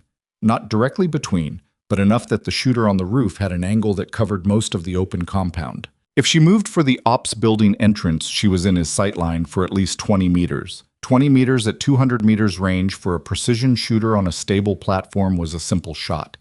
The armory door pushed against her back. She heard a muffled voice from inside. One of Reyes's soldiers, not understanding why the door was being held closed. She thought about what she had. Armory door at her back, which meant an armory on the other side of it. Her thumb found the keycard she'd taken off Caldwell in the evidence room. She'd forgotten she still had it, clipped to the inside of her jacket pocket because she'd been moving too fast to put it anywhere deliberate. She'd taken his keycard and his sidearm, and she'd given the sidearm away, but the keycard was still there. The armory keycard. She turned and punched the code into the exterior keypad. The code she'd watched Dolan enter the day before, 7419. And the door released, and she went through it, and the soldiers inside moved back as she came in fast with her hands up. "Easy," she said. "I need a weapon. Long gun. Scoped. Now." 3 soldiers stared at her. "Who the hell?" The nearest one started. "Donovan actual authorized me. There's a shooter on the comms building roof, and I need a scoped rifle in the next 30 seconds. He looked at her hands, the dried blood. The expression on her face, which she knew from experience was not a thing most people argued with. He turned to the rack and pulled a scoped M110 SAS, handed it across with a loaded magazine. She took it, loaded it in 3 seconds and was back at the door. She didn't go through. She cracked it 2 inches and put her eye to the gap. The roof of the comms building was visible from here. She had a low angle, looking up, which was not ideal. She could see the edge of the prone position. She could not see the shooter clearly. She could see enough. Ethan's voice on the radio. Someone had handed her a base radio when she came back through the armory door, pressed it into her hand without being asked, which meant Reyes had called ahead, and she was grateful for it. "Claire, what's your position?" "Armory. I have eyes on the roof." "Can you clear it?" She looked at the angle, the edge of the parapet, the barely visible silhouette of a man in a prone position on a flat roof who was himself looking for her through a scope. "Working on it," she said. She opened the door 6 inches and got behind the rifle. The angle was bad. She could see the spotter more clearly than the shooter. The spotter was kneeling, which meant he was elevated above the parapet line. That made him visible. That made him a problem. Because a shooter without a spotter was a shooter who just lost half his effectiveness. She found the spotter in the scope. Her knee was on the concrete threshold of the armory door, which was not a good surface for a stable firing position, and her left elbow was braced against the doorframe at an angle that put pressure on exactly the rib that had been giving her trouble since the stairwell. The world narrowed to the reticle and the target and the distance and the specific bad angle she was working with. She thought about every concession she was making to the situation and made them all anyway. Exhaled. The scope settled. She fired. The spotter dropped below the parapet line. She couldn't tell if she'd hit or he'd reacted, but the effect was the same. The shooter on the roof lost his eyes. Without the spotter, he was working blind, reorienting, reassessing. She moved. Came through the armory door at a run, crossing the open compound, not toward the operations building, but toward the comms building itself. The shooter would be expecting movement away from him, toward cover. She was moving at him, which was either the best decision or the worst one, and she'd find out which in the next 15 seconds. Her knee made a sound she didn't like. She kept running. The comms building's ground floor access was an unlocked utility door. The building housed maintenance equipment alongside the comms relay, which meant it needed regular access, and nobody had ever thought hard enough about the roof. She went through the utility door and found the interior stair and went up it fast with the rifle at a low carry, her shoulder against the wall on each landing, listening. At the top landing, a hatch, the roof access, closed, no lock visible from inside. She put her boot into it. It came open on the second kick. She went through the hatch fast and low, rolling left, and the shooter was 6 meters away and already turning, and they were both too close for either of them to bring a rifle to bear effectively, and she covered the distance between them in the time it took him to register that the threat had come from below and behind him. What happened in the next 11 seconds was not clean. It was not what it looked like in the movies. It was 2 people fighting for a weapon on a flat gravel roof in early morning light, and she had a bad knee and bruised ribs, and he had 190 pounds in reach on her, and she won by being willing to do things to a human body that she'd trained to do a long time ago and had spent 6 years pretending she'd forgotten. She hadn't forgotten. When it was over, he was face down on the roof, with her knee in the center of his back, and her hand pulling his right arm to the angle where the joint made its decision, and she was breathing in ragged pulls, and her left side felt like something had shifted that shouldn't have. She didn't move for a moment, just stayed there. Both of them still. The sun fully over the ridge now, the Nevada high desert, going from gray to gold in the time it took her lungs to remember how to work. Below, she heard boots on gravel, soldiers moving through the compound, Reyes's voice directing them. The radio net alive with the specific sound of people bringing order back to a situation that had come very close to something else. She looked east. The ridge. The granite face. The fire road empty now, the abandoned vehicles small and distant in the new light. The spotter was pressed against the parapet, conscious, not going anywhere. She'd hit him. Through and through, right shoulder. He'd need surgery, and he'd have a story to tell, and he'd tell it to people with more authority than she had. She took out her earpiece and pressed the transmit on the base radio. "This is Claire Donovan," she said. "Comms building roof. I have 2 secured, requesting MP and a medic." A pause on the net. Then Ethan's voice. "Not the commander's register. The other one." "Copy that. On the way."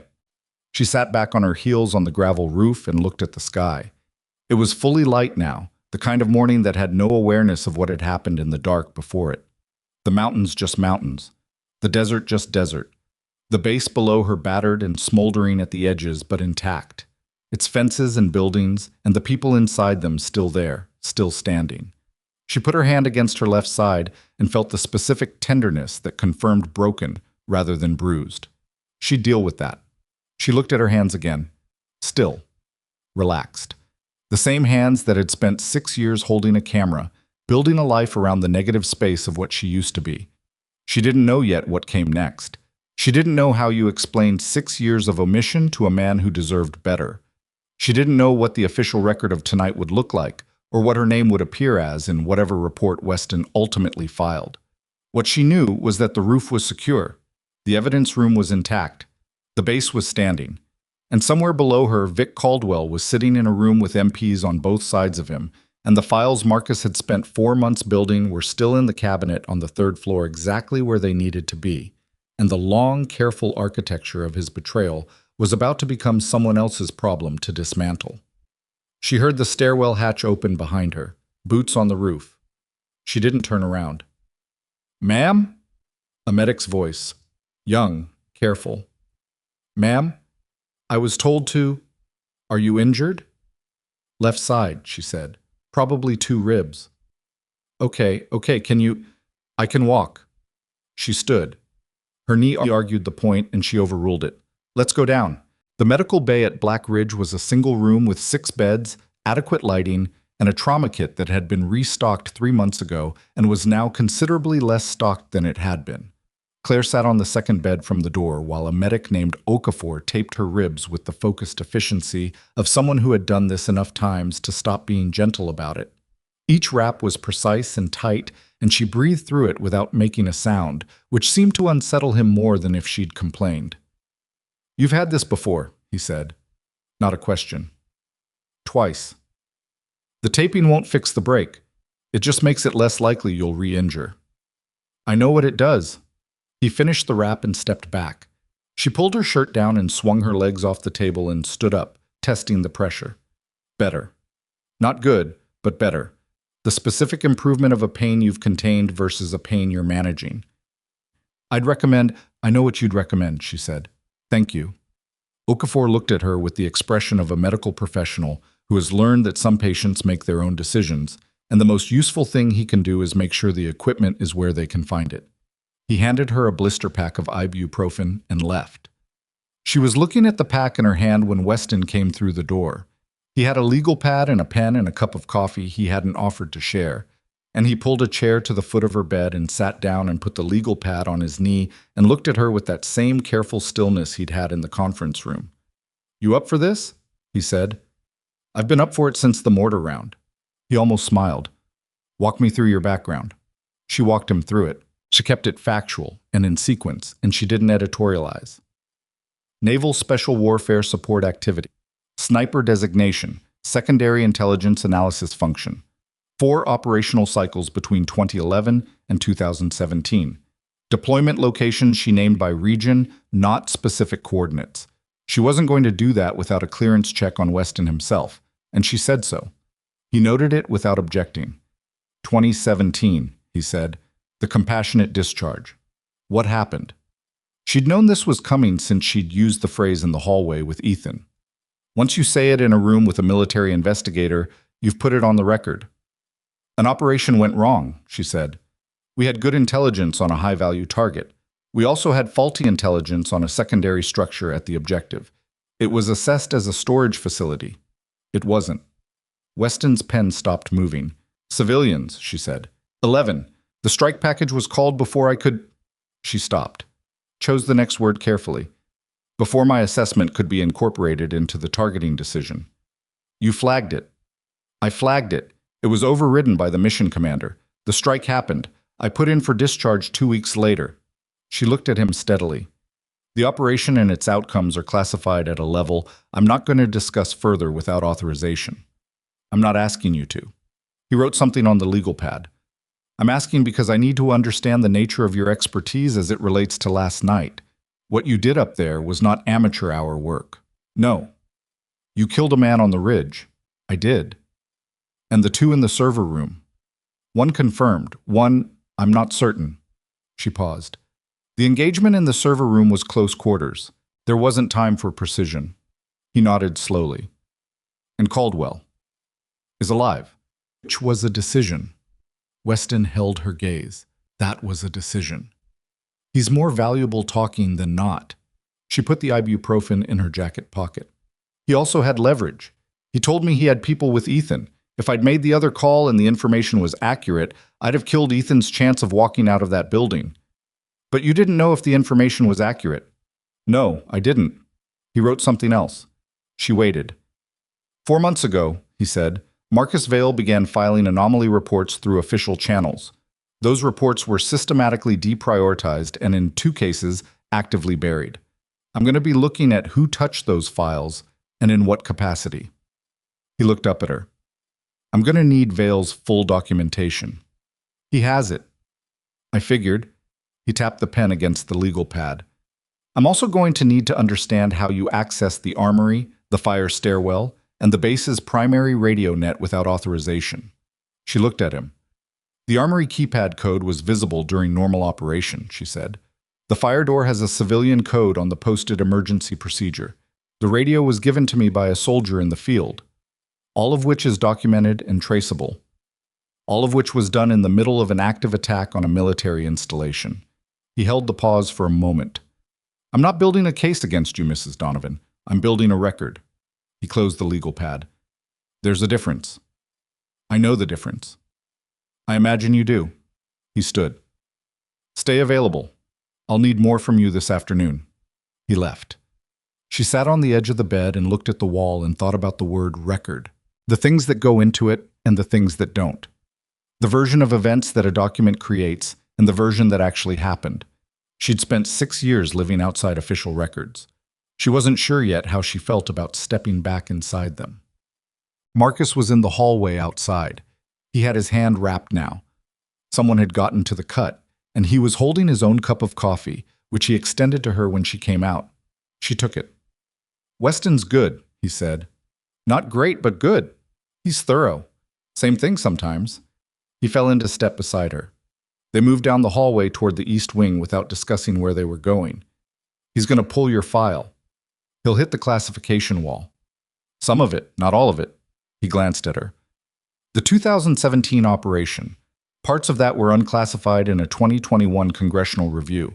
It won't tell him everything, but it'll tell him enough to understand the shape of it. She drank the coffee. It was bad. Burnt. Over-extracted. The kind of coffee that gets made in a pot that nobody cleans often enough. It was also the best thing she'd tasted in hours. Does Ethan know about the review? She said. Marcus was quiet for a moment. I don't know. He'll find it now. Yes. She thought about that. The congressional review had been dry, bureaucratic, the kind of document that sanitized everything it touched. It would tell Ethan that an operation had gone wrong. It would tell him she'd flagged a concern that was overridden. It wouldn't tell him what she'd seen through the scope when the strike package went in. It wouldn't tell him the specific weight of being right about something in a way that could never be used. I should have told him, she said. Probably. Don't be diplomatic. You think I should have told him. I think you made a decision that made sense to you at the time, Marcus said, and I think you've been maintaining it long past the point where it made sense. And yes, I think you should have told him. He paused. For what it's worth. It's worth something. They reached the east wing. Through the reinforced window in the stairwell door, she could see the server room further down. The door propped open now, a 2-person evidence team in blue nitrile gloves working through the interior. One of them was photographing. One was cataloging. She watched them for a moment. The file's on the 3rd floor, she said. How complete is the case? Complete enough. The financial trail is the strongest part. 6 accounts across 3 jurisdictions. 18 months of transactions that correlate to specific intelligence leaks. The communications logs from the secondary relay fill in the timeline. He paused. It's not airtight. Nothing's airtight. But it's enough that Caldwell either deals or he goes to trial with a very bad hand. He'll deal. He'll try to. Marcus looked at her. The question is what he offers that's worth taking. She'd been thinking about that since the evidence room. Since the look on Caldwell's face when Ethan had read the report about the empty vehicles, that brief, almost satisfied expression that she'd cataloged and then put away because there wasn't room to process it in the moment. The people outside the wire, she said. They weren't independent. Someone funded this, planned this, recruited Caldwell over a period of... How long was he compromised? My best estimate is 2 years, maybe longer. 2 years of access inside a military installation. That's not a local operation. That's an organization with patience and resources and a specific strategic objective. She looked at the evidence team through the window. Caldwell isn't the top of this. No. Which means he has something to offer. Which means, Marcus said carefully, that this is probably not over in the way that it feels like it's over. She nodded slowly. That was the thing she'd been moving around all morning. The specific unease of a threat that had been stopped in its execution, but not at its source. They'd cut the wire. They hadn't found the hands that strung it. Ethan found her in the East Wing corridor at 0840. He looked like a man who'd run hard and then been required to stop and file paperwork about it. His plate carrier was off, but he still had the utility belt on, and there was dust on his face that he hadn't dealt with yet, and he stood in front of her in the narrow hallway of his own command and looked at her the way he'd looked at her in the server room and hadn't been able to stop looking at her since. "How are the ribs?" he said. "Taped. 2 broken, 1 cracked." "Okafor said you refused a full examination." Okafor examined what needed examining.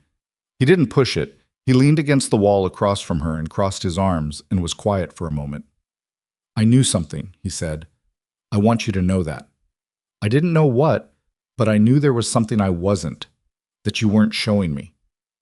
Ethan, I'm not saying it to make you feel worse. I'm saying it because I need you to know that I wasn't oblivious." He paused. "I told myself it was your photography, that you'd gotten good at reading spaces because you worked in them. I told myself the way you moved through airports was because you'd traveled a lot." He unfolded his arms and put his hands in his pockets. "I told myself a lot of things." She looked at him. "I know. Why?" The word was simple and direct, and it deserved a direct answer. "Because I didn't know how to be both things at once," she said. "I didn't know how to be what I'd been and also be here, with you, in a life that didn't have any of that in it. I thought if I brought it in, the whole thing would change. The whole thing did change, just not the way you thought. I know that now." He looked at the floor for a moment, then at her. "The operation in 2017. Is that why you left?" "Yes." "Do you want to tell me about it?" She thought about it, really thought about it, not the reflexive deflection she'd built up over 6 years. She thought about whether she could say it and what it would feel like to say it, and whether saying it to him was the right thing or just the easier thing. "Not yet," she said. "I will, but not yet." He held her gaze for a long moment, then nodded. The same kind of nod Marcus had given her in the armory. Not agreement, recognition. "Okay," he said. She felt the word land, what it cost him to say it and mean it. "Okay," she said. He pushed off the wall. "Weston wants us both in the conference room at 1000. Caldwell's lawyer arrived by helicopter 20 minutes ago." "That was fast?" "Prearranged." His jaw set. The lawyer was staged at a location 40 minutes out. Caldwell had a plan for every contingency. "Except me." "Except you." He said it without inflection, but something in his face did a complicated thing. "He's going to try to deal. Weston thinks we should hear the offer. Marcus thinks he has more to give." "I know. I talked to Marcus." He paused at the hallway junction. "Claire, when this debrief is done, whenever that is, today or tomorrow, I want to sit down with you. Just us. No legal pads." She looked at him. The 8 years. The deployments. The silences. The careful life she'd built around the edges of the things she couldn't name. "Yeah," she said. "I want that too." He went around the corner and she stood in the hallway alone for a moment and breathed, carefully, on account of the ribs. And then she followed him. The conference room at 1000 had more people in it than it had at 0630. Weston was there with an assistant she hadn't seen before, a young woman who typed on a laptop without looking at the keys. Reyes was in the corner. Marcus had taken the same seat he'd had before, at the end of the table, and he had his documentation in front of him. The 4 months of logs and records, printed and flagged, the physical version of the case he'd built. Caldwell sat in the middle of the table. He'd been given water, and someone had straightened his uniform. Not Caldwell's decision, she suspected, but his lawyer's, because the lawyer was a man named Fitch, who understood the optics of presentation and had clearly worked on the optics of Caldwell's presentation before walking into the room.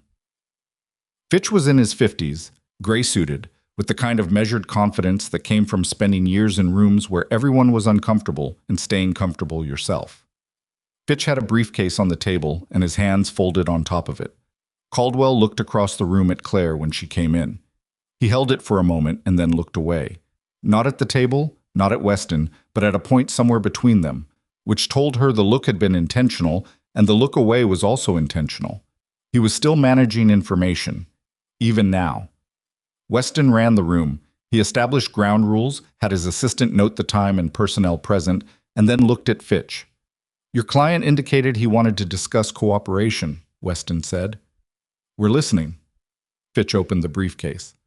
"My client can provide complete documentation of a network that has been operating inside military installations in 3 states over a period of approximately 4 years. Names, financial accounts, communication infrastructure, operational objectives."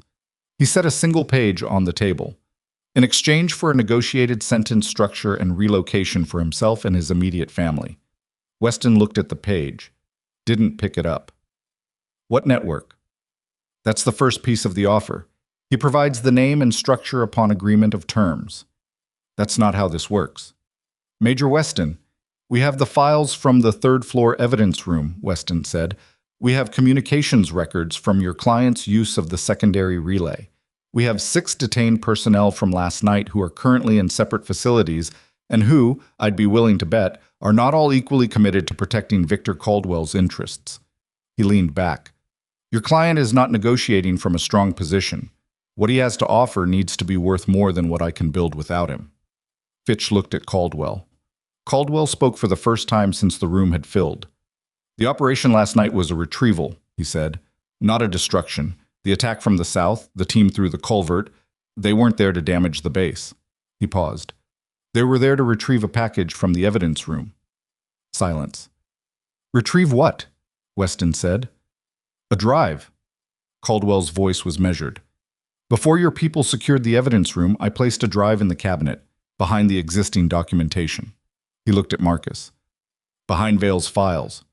Marcus's expression didn't change, but his right hand moved to the table in front of him, flat, deliberate, the specific gesture of a man who is controlling his reaction.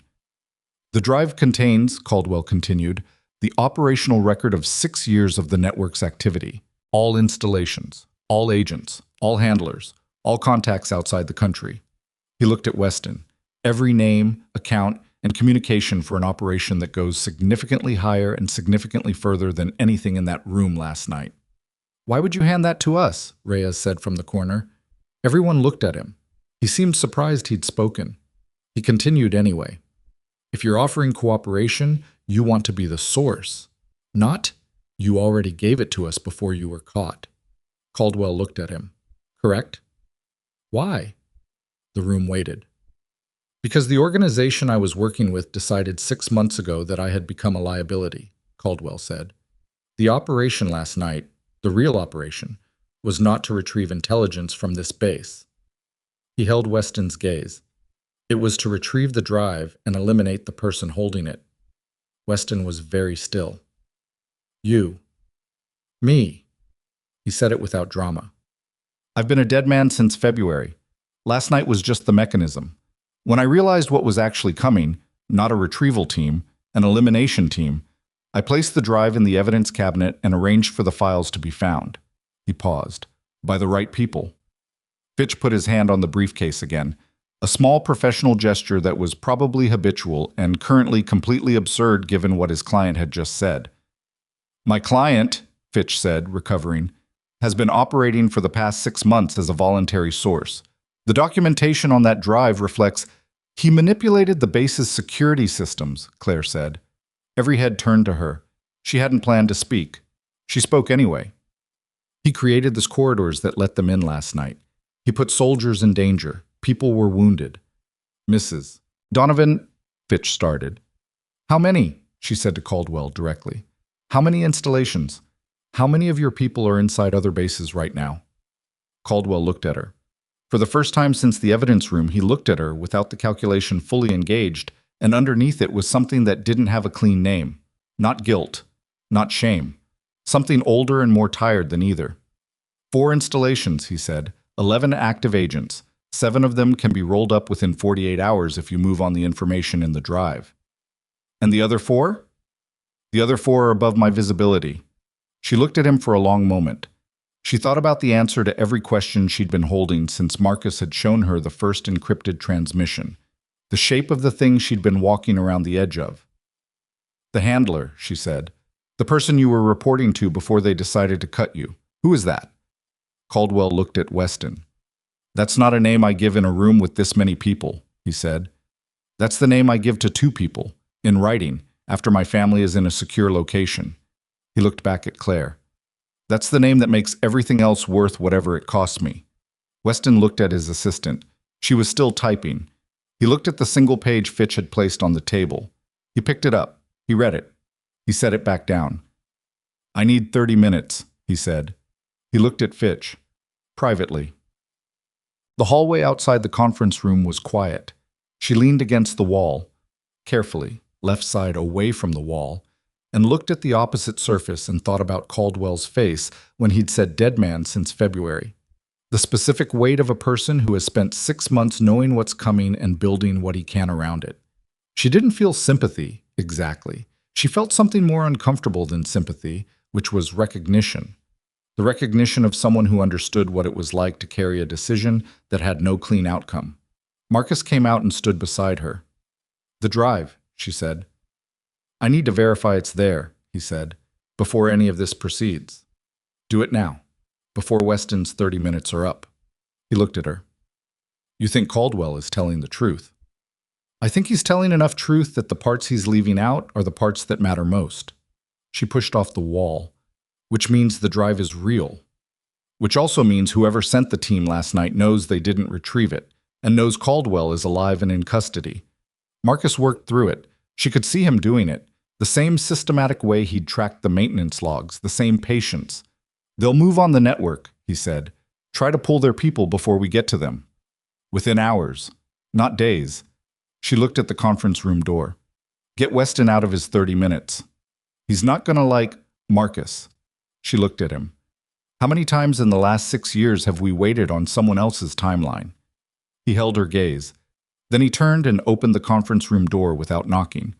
She heard him say Weston's name, and the rest was muffled through the closing door. She stood in the hallway and breathed through the ribs and listened to the bass around her. The sounds of a place that had been through something and was still standing. Someone running on the gravel outside. A radio transmission she couldn't make out. A door opening and closing somewhere deep in the building. Ethan came around the corner from the west corridor. He stopped when he saw her. Looked at her face. Not the injury, not the exhaustion. The other thing. The thing she'd been carrying since the conference room. What? He said. The drive Caldwell hid. If it's real, and I think it is, we have a window of maybe 6 hours before the people who ran last night's operation start pulling their network. 11 agents at 4 installations. He processed this. She watched the commander come to the front of his face. Weston needs federal authority to move on other installations, he said. Weston needs to be convinced he doesn't have 30 minutes. Ethan looked at the conference room door. He looked at her. You trust Caldwell's count? 11 agents? No, but I trust that he gave us a number low enough to be credible and high enough to be useful, which means it's probably close. Probably. Probably is what we have. He was quiet for a moment. Then he put his hand on the conference room door. I'm going to go interrupt Weston's meeting. I know. You could come in. Weston needs a commander in there, not a photographer. He looked at her. The husband look again. The complicated one. You're not a photographer. Tonight I'm whatever gets the job done. She met his eyes. Go. He went through the door. She stood in the empty hallway and heard his voice from inside. Controlled, direct, the specific authority of a man who knew how to walk into a room and change its priorities. She heard Weston respond. She heard Fitch start to object and stop. Then she heard Weston's assistant stop typing. Then movement. Chairs. The sound of a meeting that had been scheduled to last 30 minutes being compressed into something much shorter by the weight of what couldn't wait. She reached into her jacket pocket and found the ibuprofen pack and swallowed 2 dry and stood there with her eyes closed for a moment. Just a moment. The hallway was quiet and she was alone in it, and it was the first time since 0430 that no one was looking at her, no one needed anything from her, no one was in the process of trying to kill her or debrief her or understand what she was. She was just a woman with broken ribs standing in a hallway. She thought about the camera bag in her quarters, the Canon R5 sitting on the narrow bed where she'd left it 16 hours ago, the 3 frames she'd shot through the window in the failing afternoon light, the inner compound, the guard towers, the northeast fence. She thought about whether she'd go back to that, whether the life she'd built around the edges of this thing she was still, underneath everything, able to be returned to after a night like this one. She didn't have an answer. The conference room door opened and Marcus came out first, followed by Weston moving fast with his assistant behind him, and then Ethan in the doorway looking at her. "He's moving on it," Ethan said. "Good. It's going to be a long day." "It's already been a long day." He looked at her across the hallway. "You okay?" She thought about the word, ran it against what she actually felt. The ribs, the knee, the specific exhaustion of a night that had started with a shuttle ride and a camera bag and ended with her sitting on a gravel roof in the morning light with her hand on a man's dislocated shoulder. "I'll let you know," she said. He held her gaze a moment longer. Then something in his face settled. Not resolution, not answers, but the beginning of something that could eventually become both. "Yeah," he said. "Fair enough." The drive was real. Weston's team confirmed it at 10:34, a standard-looking thumb drive taped to the back panel of the evidence cabinet, behind Marcus's files, exactly where Caldwell had said it would be. The data forensics specialist they'd flown in from the Forward Element spent 40 minutes doing preliminary verification and came out of the evidence room with the specific expression of someone who has just looked at something larger than they expected. She didn't hear the details. She wasn't in the room for that part. She was in the medical bay getting her knee properly wrapped when the confirmation came through, and she heard it secondhand from Reyes, who appeared in the doorway with the news delivered in the flat tone of a man still processing the scope of what they'd stumbled into. 7 hours ago, he'd been managing a defensive line on the south perimeter.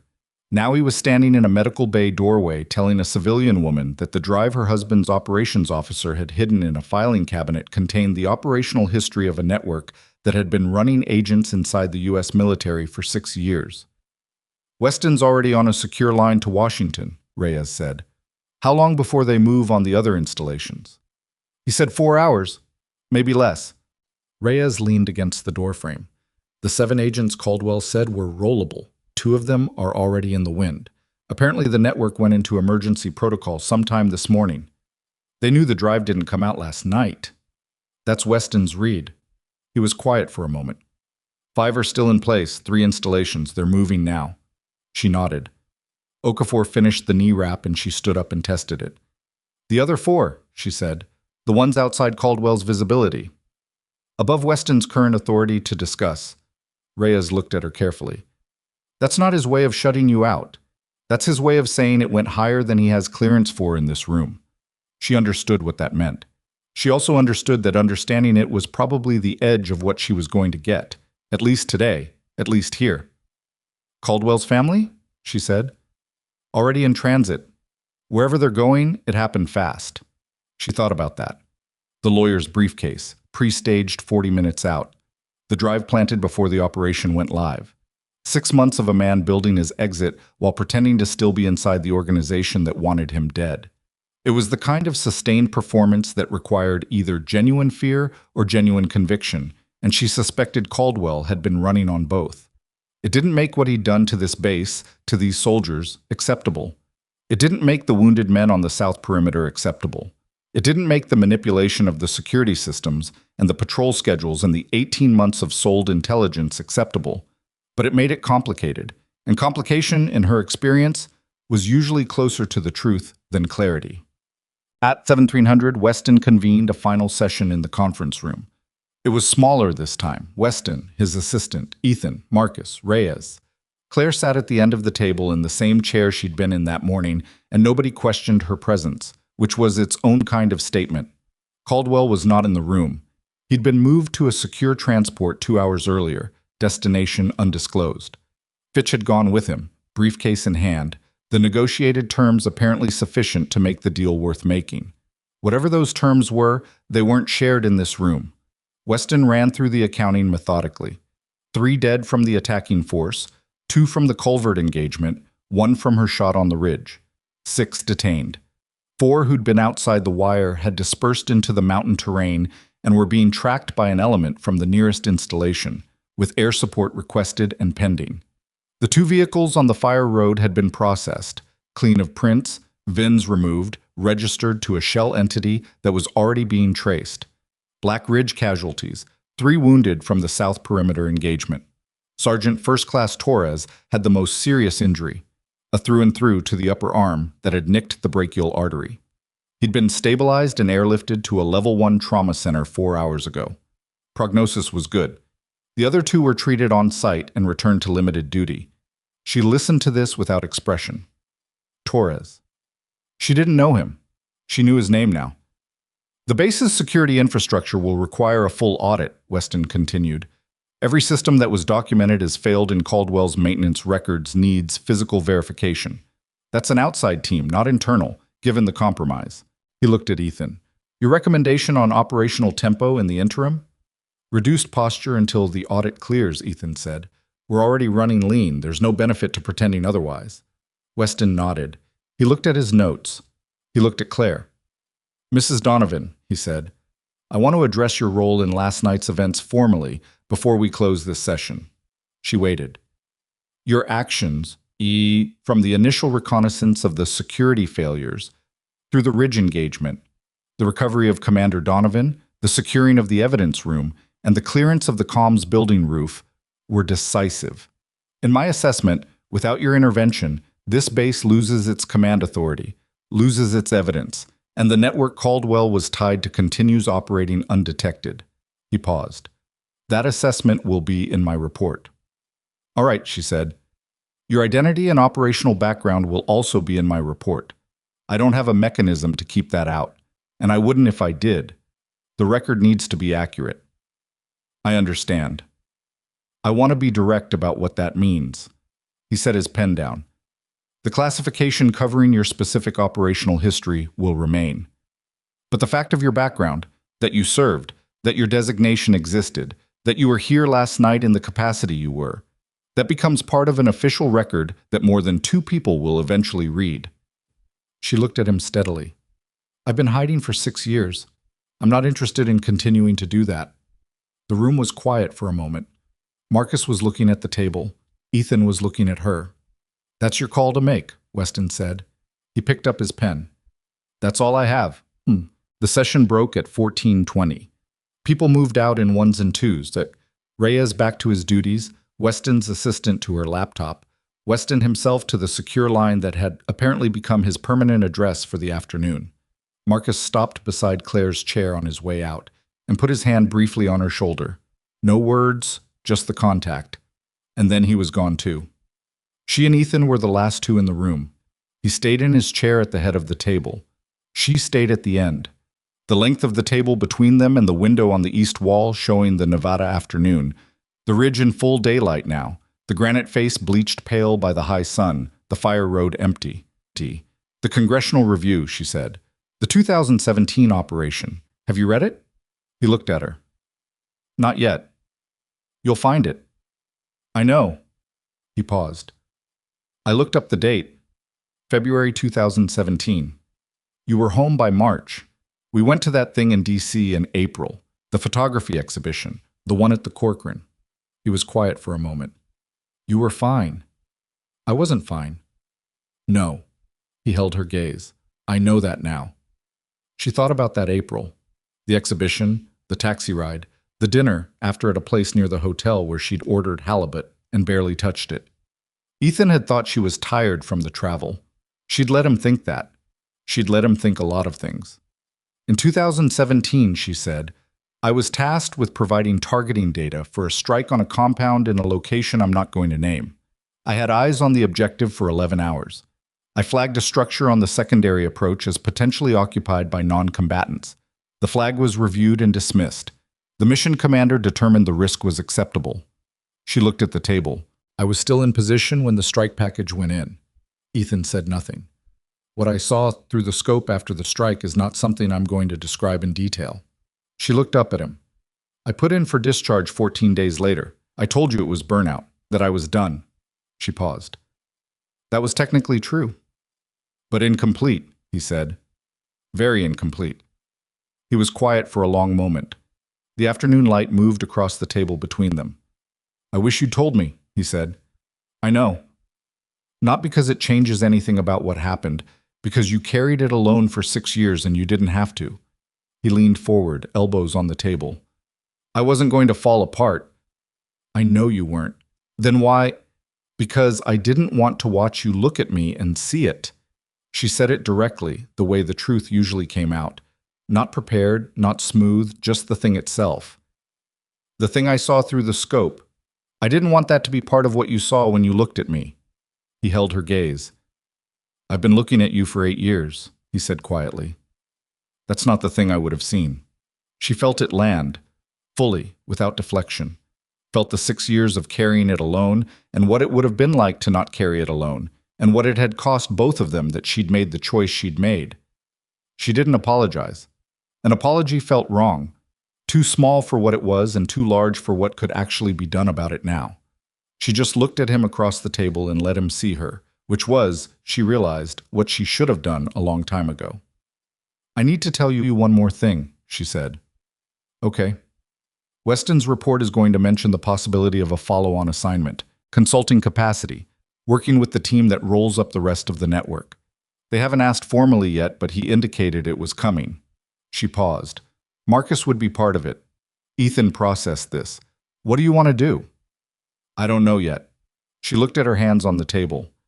3 days ago, I would have said no without thinking about it. Now, I don't know what I'm saying no to. Or yes to. Or yes to. She looked up. What do you want me to do? He looked at her for a long moment. I want you to do what's actually true for you, he said. Not what you think I need. Not what you think fits the version of us you've been maintaining. He paused. I want to know who you actually are. And if part of who you are is this, he gestured, a small movement that encompassed the room, the base, the whole night. Then I want to know that version too. She sat with that. Outside the window, the Nevada afternoon was clear and enormous and indifferent. The mountains just mountains, the road just a road. It's going to be complicated, she said. It's already complicated. Something shifted in his face. Not a smile, not yet, but the ground that a smile might eventually grow from. I think I can work with complicated. She found Marcus at 6600 near the motor pool. He was sitting on the tailgate of a parked truck with a topographic map on his knee. A different map, she noted, not the one from his quarters. Larger scale. 3 installations marked with the same red circles he'd used on the ridgeline positions. She sat beside him on the tailgate. He didn't look up from the map. Weston talked to you. Not directly, but I read the room. And? She looked at the map. The 3 installations. The red circles that represented agents still in place, still operating, still inside structures that trusted them the same way Black Ridge had trusted Caldwell. You've been doing this for 4 months, she said, working the pattern, filing reports no one read, watching a network operate through the walls of a base you were supposed to be consulting for. She paused. You brought me in because you needed someone who could act on what you found. Yes. And now there's more to act on. He looked up from the map. His face showed the specific tiredness of someone who had been right about something for a long time and had paid for being right in ways that didn't appear in any official record. I'm 63 years old, he said. I've got a bad hip and a worse shoulder, and I sleep about 5 hours on a good night. He looked at the map. But I'm also the only person alive who has a complete picture of how this network built itself from the inside, how it chose its people, how it moved its information. He paused. And you're the only person I'd trust to work the operational side of dismantling it. She looked at the red circles. I told Ethan. I know. He came and found me while you were in the medical bay. Marcus folded the map. He wanted to know if I'd kept you safe. What did you tell him? I told him you kept yourself safe, and the rest of us. He looked at her sideways. He took it better than I expected. He's better than I gave him credit for. Most people are, Marcus said, when you give them the chance. She sat with that for a moment. The motor pool was quiet around them. A soldier crossed the far end of the lot, not hurrying, heading toward the barracks. A radio somewhere playing low. country music, the specific kind that sounded like it was made for long distances. The Nevada afternoon had started to cool, the high desert temperature already dropping as the sun moved west. "If I do this," she said, "it's not going to look like anything either of us planned. When has it ever? I'm serious. Ethan's career is here. My life, whatever I've been building, is somewhere in the middle of figuring itself out." She paused. "I can't just go back to being an operator. That's not what I am anymore." "No," he agreed. "You're something more complicated than that." He handed her the folded map. "Which is exactly what this needs." She held the map, felt the paper, the familiar weight of a thing that represented the world at a scale where you could actually affect it. She thought about the woman who'd arrived at this base yesterday afternoon with a camera bag and a visitor badge. The woman everyone had looked at and seen nothing. The wife. The photographer. The quiet one sitting at the end of the dinner table cutting her meatloaf while Caldwell smiled at her with all his teeth. She thought about how long she'd worked to become invisible and what had been required to stop. She put the map in her jacket pocket. "I'm not making a decision today," she said. "I'm not asking you to. I need a week, maybe 2. Take 3. He got off the tailgate with the careful movement of a man managing a bad hip. "I'm not going anywhere." But that evening, after the formal activities of the day had wound down to paperwork and logistics, and the base found its footing in the specific exhaustion that follows a crisis, Claire sat with Ethan in his quarters. Not the visitor block. His quarters. She'd moved her bag at some point during the afternoon between the medical bay and the conference room, and neither of them had discussed it. It had just happened, like a lot of true things happened. They ate food from the chow hall. Somebody had made a run and come back with 2 plates, covered in plastic wrap, the meatloaf again, which struck her as either ironic or simply inevitable. She ate it without noting the irony out loud. Ethan ate without noting it either, and she suspected they were both thinking the same thing. They talked for a long time. Not about the operation, not about the network, or the drive, or Weston's report, or the follow-on assignment. They talked about other things. The deployment 2 years ago that he'd come back from quieter than he'd left. The photography job she'd taken in Iceland that she'd described to him as interesting, and had actually been the first time in 3 years she'd let herself be in a landscape without mapping its tactical properties. The way their apartment in Virginia felt different every time he came back to it, like it had shifted slightly while he was gone, and neither of them wanted to say so. They talked about the things you talk about when you've been in proximity to death, and come out the other side, and you need to remember what you're made of outside of the crisis. At some point she leaned back against the wall beside him, and he didn't move away, and they stayed like that, shoulder to shoulder, both of them looking at nothing in particular. "I'm going to need time to understand all of it," he said. "Who you were, what the operations were, the whole picture." "I know. Not because I'm cataloging, because I want to actually know you." She turned her head to look at him. "You've known me for 8 years. I've known the parts you showed me." He looked back at her. "I want the whole thing, even the parts that are hard." She held his gaze. "Even the 2017 parts?" "Especially those." He paused. "You survived something that would have broken most people. I want to know how." She thought about it. How do you answer a question like that? How do you explain the specific arithmetic of continuing?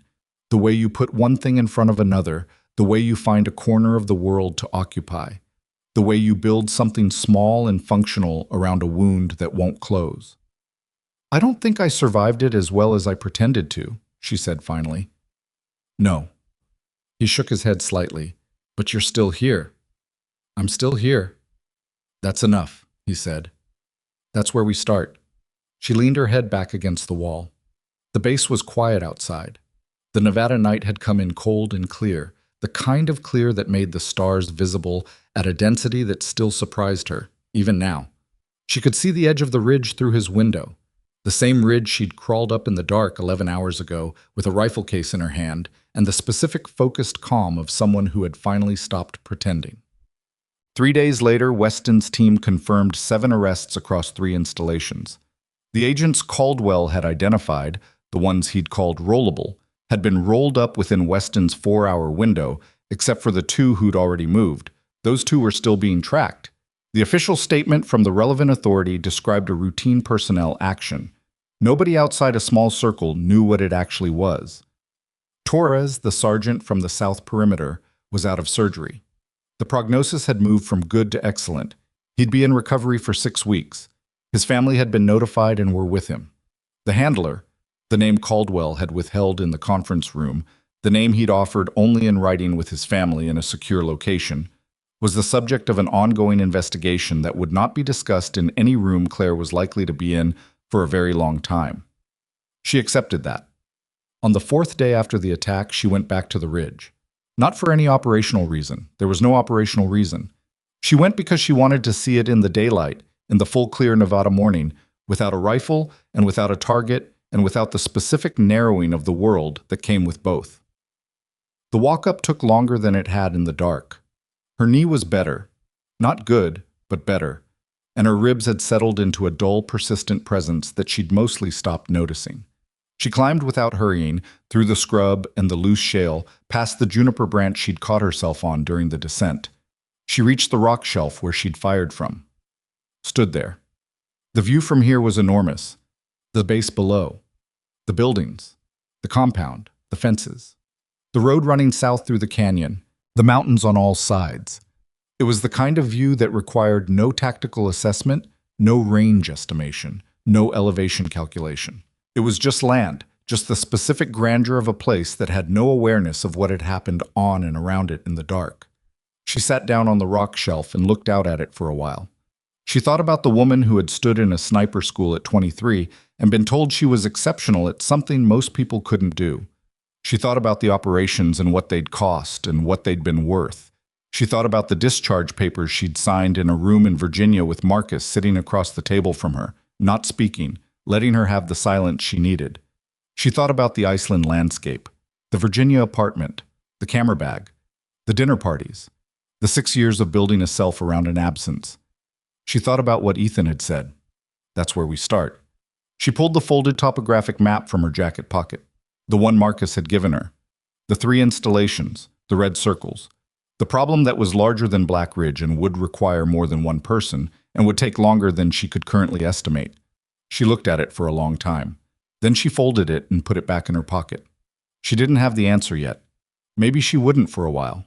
But she knew, sitting on a rock shelf in the Nevada morning with 2 broken ribs and a recovering knee and the whole enormous sky above her, that she was done building her life around things she couldn't say out loud, done maintaining the distance between who she'd been and who she was allowed to be in any given room. She was Claire Donovan. She had been a sniper and a wife and a photographer, and a woman who crawled up a mountain in the dark because a base full of people needed someone to do what she knew how to do. She was imperfect and tired and bruised, and she did not have a clean answer to most of the questions currently being asked of her. But she was all of those things at once, and she was done apologizing for the ones that made people look twice. Below, the base moved through its morning, vehicles crossing the compound, figures moving between buildings. The flag above the operations center lifting in the high desert wind, which had come up while she sat here and was strong enough now to hear from the ridge. She listened to it for a while. Then she stood up, tested her knee, and started back down the mountain.